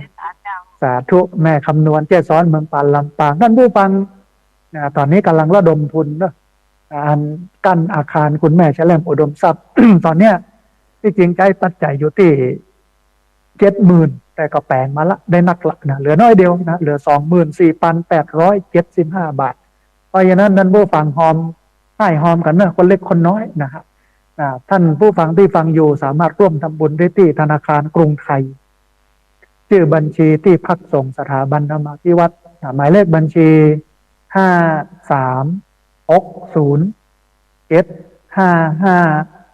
5360755318นะฮะวันนี้มีสายเข้ามาสายหนึ่งเดี๋ยวครับสายนี้ก่อนเพื่อนจะว่าอย่าใดพ่องจะเริญพรเอาสาธุมาแล้วแม่จันเรือนสายเวียงตะการสันปะตองเชียงใหม่วันนี้สัญญาณเป็นได้พ่องยมแม่เอาชัดอย่าบ่มบาล่างบ่มนอนอยู่บนที่นอนนะก้า มันหนาวนะเปิดวิทยุฟังบ่มเนี่ยมันเหมาะเนาะแม่เนาะ เออนะมันเหมาะแหละบ่มฟังอย่างนั้นม่วนไปวันนี้พอได้สาระอยู่เนาะแม่เนาะโอ้สาระอันนั้นคนพูดแท้ๆมันต้องมีสีหน้าประจำใจนะอันนี้เป็นสัญลักษณ์ของชาวพุทธเลยนะอืมตั้งอยู่เกิดขึ้นตั้งอยู่ดับไปนี่มันแน่นอนเป็นสัจธรรมเนาะแม่เนาะแล้วก็เอาจะไปไหว้วอนให้ไผ่มาช่วยเอาเดินนี้ออกนี่มันยากนะมันต้องอยู่ที่ตัวเอาขยันหาปลาดีมันอันเนี้ยของแต่หรอต่อให้ไหว้วันค่ำคืนห่มไม่ได้ยากอย่างมันกับไปรวยอย่างงู้เนาะถ้าบัญญัติอย่างโยมแม่ว่าเนี่ยบักขยันหาเนี่ยรักษาไว้มันกับโอ้เสี่ยงจริงๆเนี่ยเนาะนั่นจะไปไผ่คนอื่นจะมาช่วยเอามันแบบนี้มันต้องตนแลเป็นที่พึ่งแห่งตนเลยล่ะแน่นอนอันนี้ของแต่พระเจ้าเป็นบอกไปแล้วแต่เขาบอกฟังกันแน่นอนไปขอสปะสเปดนะกระโดนจุกันนะถึงวันนี้เนาะจนมหาเถรสมาคมออกมาบอกว่าลดพ้องเรื่องโมนี้นะมันก็จะชัดเจนขึ้นแต่ถ้าเอาอยู่ตามศีลกินตามธรรมนั่นมันดีที่สุดเนาะแม่เนาะเอาไปวันพระทุกวันพระเอาก็ไปรับศีลห้านั่นไปฟังธรรมไปครับศีลไปฮือตานเนี่ยศีลสมาธิปัญญามันอยู่ตรงนี้ลูกมันทำให้เราเป็นชาวพุทธที่สมบูรณ์เราเนี่ยสวรรค์ในอกเราได้มีสุขภาพดีเราเป็นขึ้นสวรรค์แล้วนะแม่นละขึ้นสวรรค์ชั้นฟ้าแล้วแต่ถ้าอยู่ตุกลำบากนี่ลงมอนหกเนี่ยนะเพิ่นว่าอย่างนั้น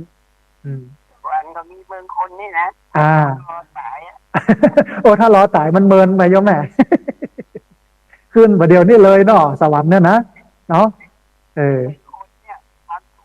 สวรรค์ในเมืองคนเพิ่นว่าอย่างนั้นเนาะแม่เนาะอนุโมทนาบุญกับแม่จันเรือนใสเนอที่บละบลืมกันเนอสาธุอนุโมทนาบุญแม่จันเรือนใสนะฮะต้องขออภัยกับท่านผู้ฟังที่อยากโทรเข้ามานะพอดีโทรเข้ามานักตอนนี้18 สายที่บ่ได้รับนี่นะมีคนโทรเข้ามาเพราะฉะนั้นท่านผู้ฟังที่ฟังอยู่โทรเข้ามาแล้วบัดติดโทรเข้ามาแล้วบ่ได้รับสายโทรมาใหม่เนอที่เบอร์064 125 4122เบอร์064 125 4122พอดีมีสายเข้ามาสายหนึ่งครับสายนี้ก่อนบัญญัติว่าอย่าใดพ้องจะเริญพร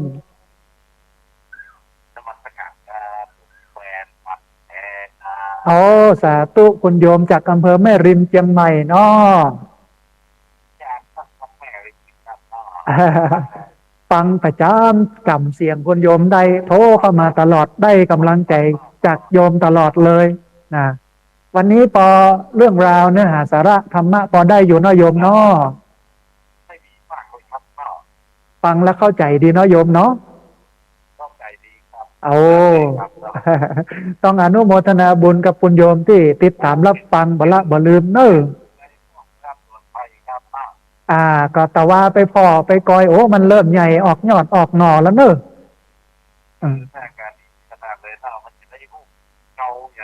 ใช่แฮม3 ปีนี่จะจัดเข้ากรรมลูกขมูลปฏิบัติธรรมกันนะถ้ามันใหญ่แล้วนะดีครับ เหมาะเลยเนาะ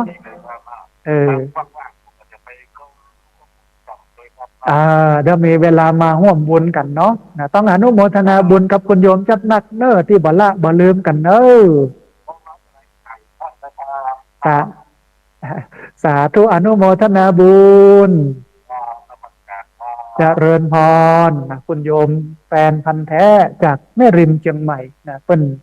ถามเรื่องไผ่ว่าตอนนี้เป็นในพ้องนะวันก่อนก็คือ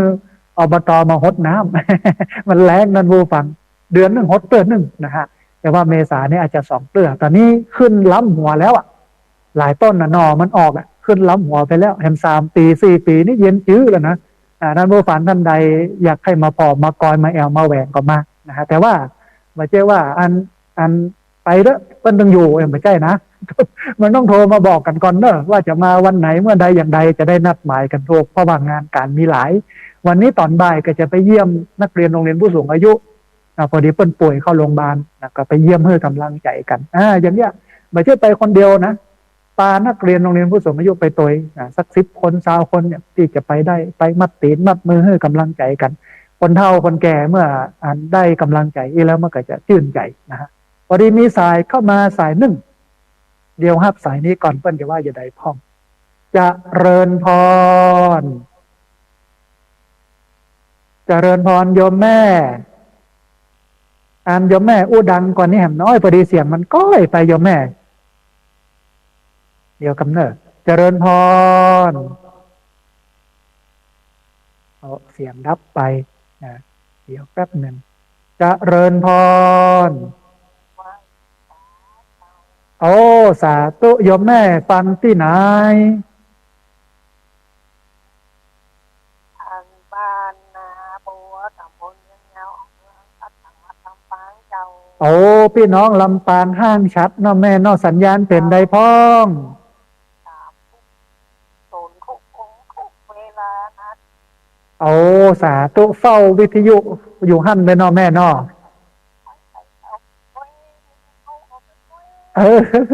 ว่าอันนี้แฟนพันธุ์แท้เลยนะบัลละบ่ลืมกันเลยเนาะแม่เนาะ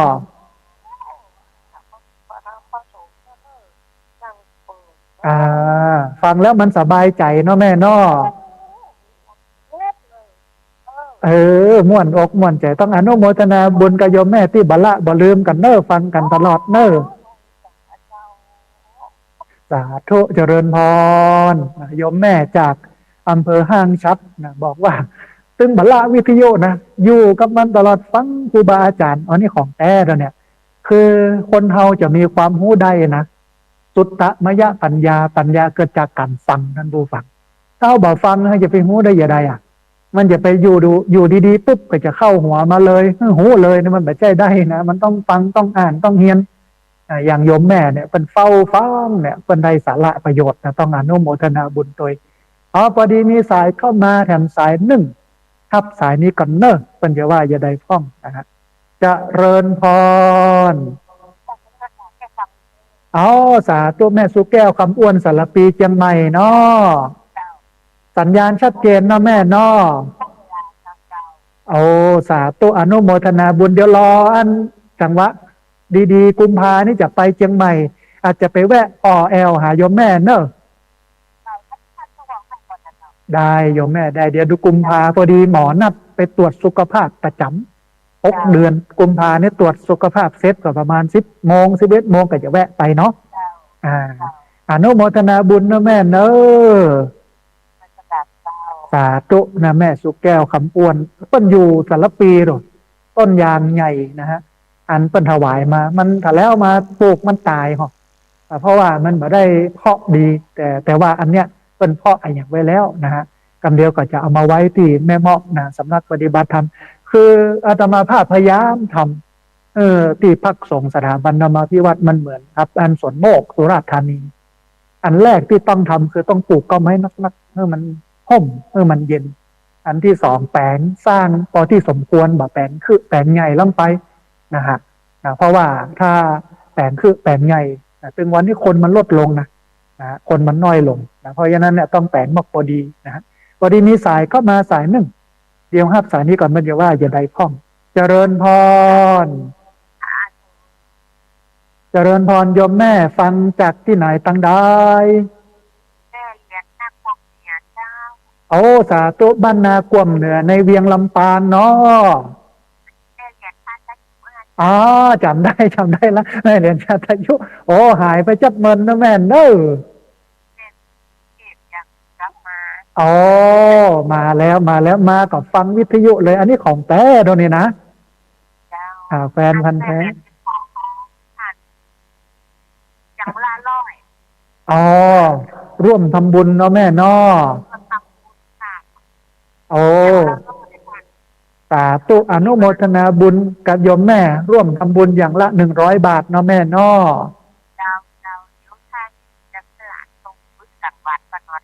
ได้แม่ได้ถ้าโอนมาอย่างใดแม่โยมแม่โทรมาบอกหรือว่าไลน์แชทมาบอกก็ได้เนอะ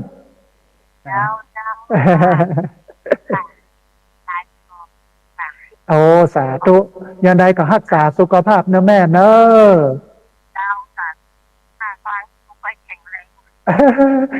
อย่างใดก็ต้องรักษาสุขภาพเพื่อสุขภาพแข็งแรงไว้ก่อนนั่นดีโยมแม่ นะ จะแปลผู้เปิด โอ้เนี่ยถ้าอยู่ในศีลกินในธรรมจิตใจมันดีมันตึงอายุยืนนะแม่100 สาวบนอ่ะ อนุโมทนาบุญกับแม่เนอจารุเจริญพรนะแม่เรียนชาทายุนะฟังประจำนะแล้วก็ร่วมทำบุญด้วยกันมาตลอดท่านผู้ฟังเวลาแหลมประมาณสัก10 กว่านาทีเนาะเรียนเชิญเจริญพรได้ที่เบอร์064 125 4122เบอร์064 125 4122พอดีมีสายเข้ามาสายหนึ่งเดี๋ยวครับสายนี้ก่อนเพื่อนจะว่าอย่างไรพ่องเจริญพรเจริญพรฮัลโหลเจริญพรฮัลโหลยมแม่ได้ยินเนาะ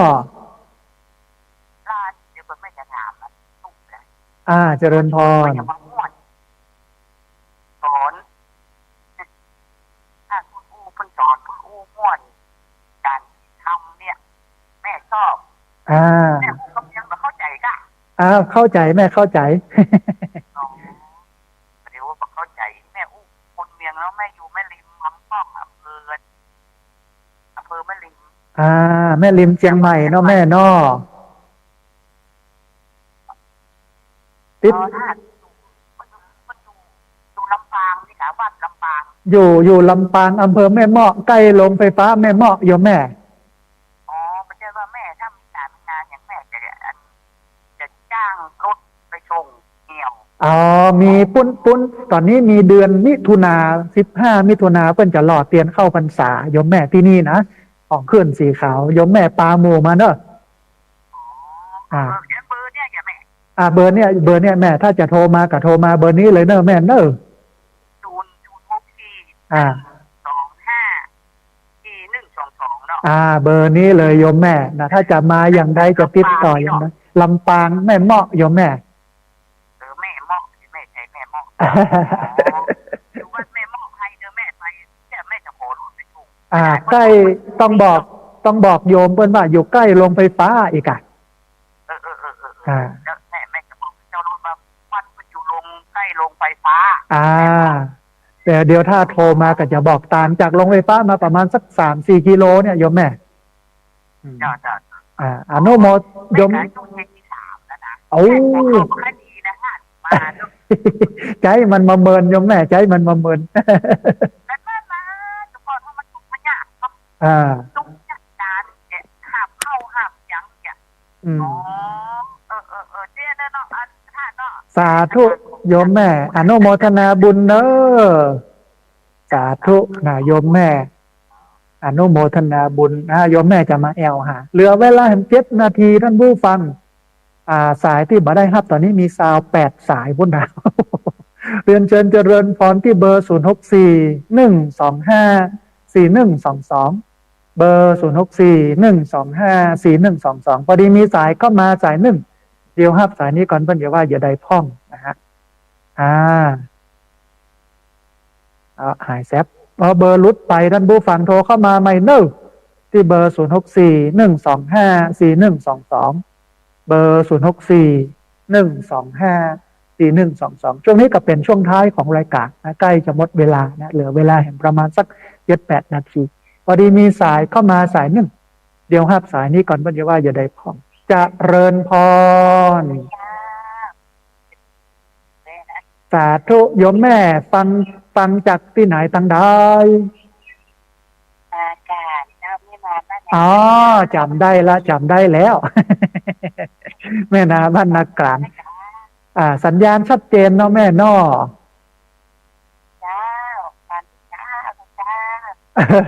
ได้ตันได้อูได้ไม่ได้มาปะกันอยู่โยมแม่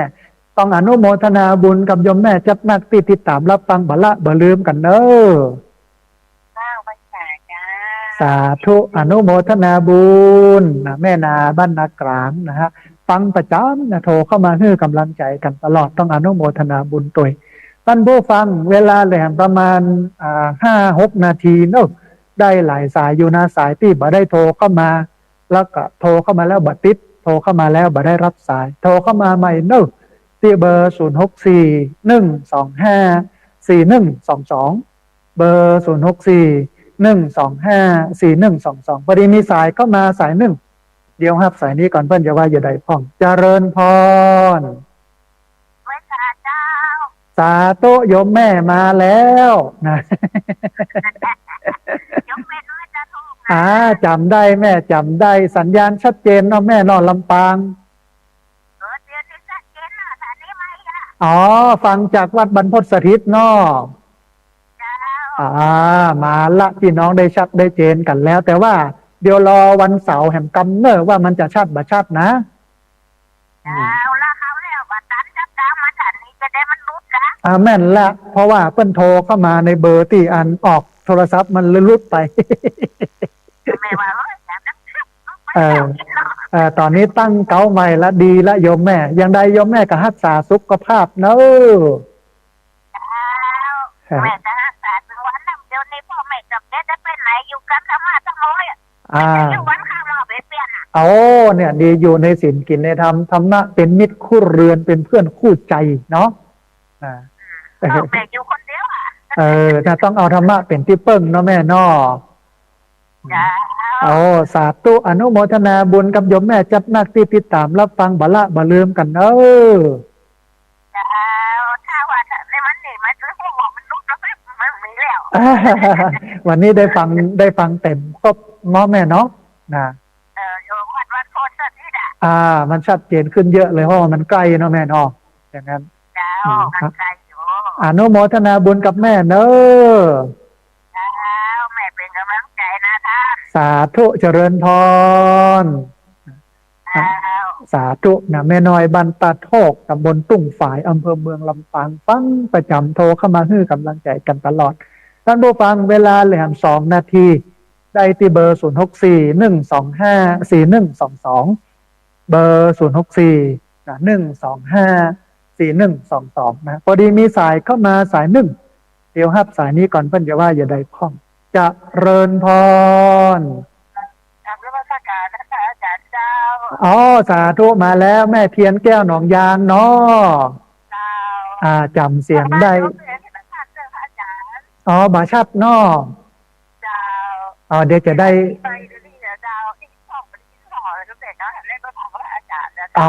เดี๋ยวจะได้แจ้งกับอันวัดบรรพตสถิตอาจารย์พระครูอาจารย์นันมหานพดลจะได้ปรับได้กันโยมแม่จะได้ฟังชัดเจน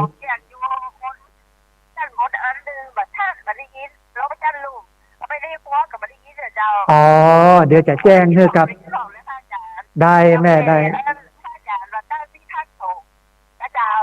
พอดีจะกั้นห้องโยมแม่กั้นห้องอันพระได้อยู่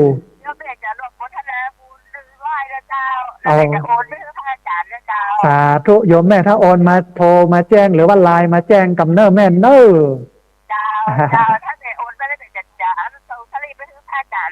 ได้โยมแม่อนุโมทนาบุญโยมแม่จัดนักเนอสาธุโยมแม่แม่นละตอนนี้เริ่มมาละแต่เดี๋ยวจะแจ้งเดี๋ยวจะแจ้งอาจารย์มหานพดลปั๊บให้มันชัดเจนขึ้นเนาะแม่เนาะสาธุสาธุอนุโมทนาบุญเจริญพรเอาละนะโยมแม่เทียนแก้วหนองยางคอสายนี้เป็นสายสุดแท้กันแล้วสายสุดท้ายกันแล้วกันเรียนเชิญเจริญพรที่เบอร์0641254122เบอร์0641254122เรียนเชิญเจริญพร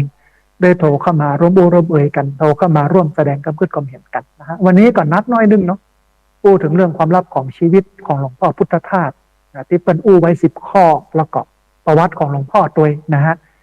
แล้วก็อันได้ฝากเรื่อง2 เรื่องก็คือเรื่องหนึ่งถ้าท่านใดถึงวันเกิดตัวเก่าอยากให้ร่วมทำบุญก็ร่วมทำบุญทางมูลนิธิธีระปัญโยเนอะท่านผู้ฟังจะได้เอาปัจจัยที่โยมทำบุญไปช่วยเหลือชาวบ้านเอาก็ได้บุญ2 ต่อหรอกทำบุญกับมูลนิธิเอาปัจจัยที่โยมทำไปเกื้อกูลกับคนทุกข์คนยากเนี่ยมันก็ดีเพราะนั้นวันเกิดท่านใดมาถึงก็สามารถโอนเข้ามาที่มูลนิธิได้นะฮะแถมเรื่องหนึ่งตอนนี้กำลังระดมทุน กั้นอาคารที่พักเพื่อเป็นที่พักของพระสงฆ์ก็ค้างปัจจัยอยู่ที่จำนวน248,000ไม่ใช่220,000ขอไป24,875 บาทท่านใดอยากจะร่วมทำบุญก็ร่วมทำบุญซึ่งสามารถร่วมทำบุญได้ที่ธนาคารกรุงไทยชื่อบัญชีที่พักสงฆ์สถาบันธรรมาภิวัตรหมายเลขบัญชี5360755318เป็นธนาคารกรุงไทยชื่อบัญชีที่พักสงฆ์สถาบันธรรมาภิวัตรหมายเลขบัญชี5360755318เอาละท่านผู้ฟังวันนี้เวลาของรายการธรรมาภิวัตรได้หมดลงแล้วเขาจะพบกันแห่ใหม่เนอะทุกวันอังคาร5 ถึง 7 โมงเมื่อเจ้าแล้วก็วันเสาร์8 โมงถึง 9 โมงในรายการเดียวกันคือรายการธรรมาภิวัตรรายการนี้วันนี้ต้องกราบขอบพระคุณครูบาอาจารย์พระเถรานุเถระครูบาสังฆะที่เคารพอย่างสูงทุกรูปอนุโมทนาบุญกับญาติโยมทุกคนทุกท่านที่ติดตามรับฟังแล้วก็ทุกคนทุกท่านที่โทรเข้ามาให้กำลังใจกันสัพพะพุทธานุภาเวนะด้วยเดชะอานุภาพของพระพุทธเจ้าสัพพะธรรมานุภาเวนะด้วยเดชะอานุภาพของพระธรรมเจ้าสัพพะสังฆานุภาเวนะด้วยเดชะอานุภาพของพระสังฆเจ้าศรัทธาสุทธีพระวันตุเตขอความสุขความเจริญในธรรมจงบังเกิดมีแด่บรรดาศรัทธาสาธุชนทุกคนทุกท่านตลอดการเป็นนิจเพลินเจริญพร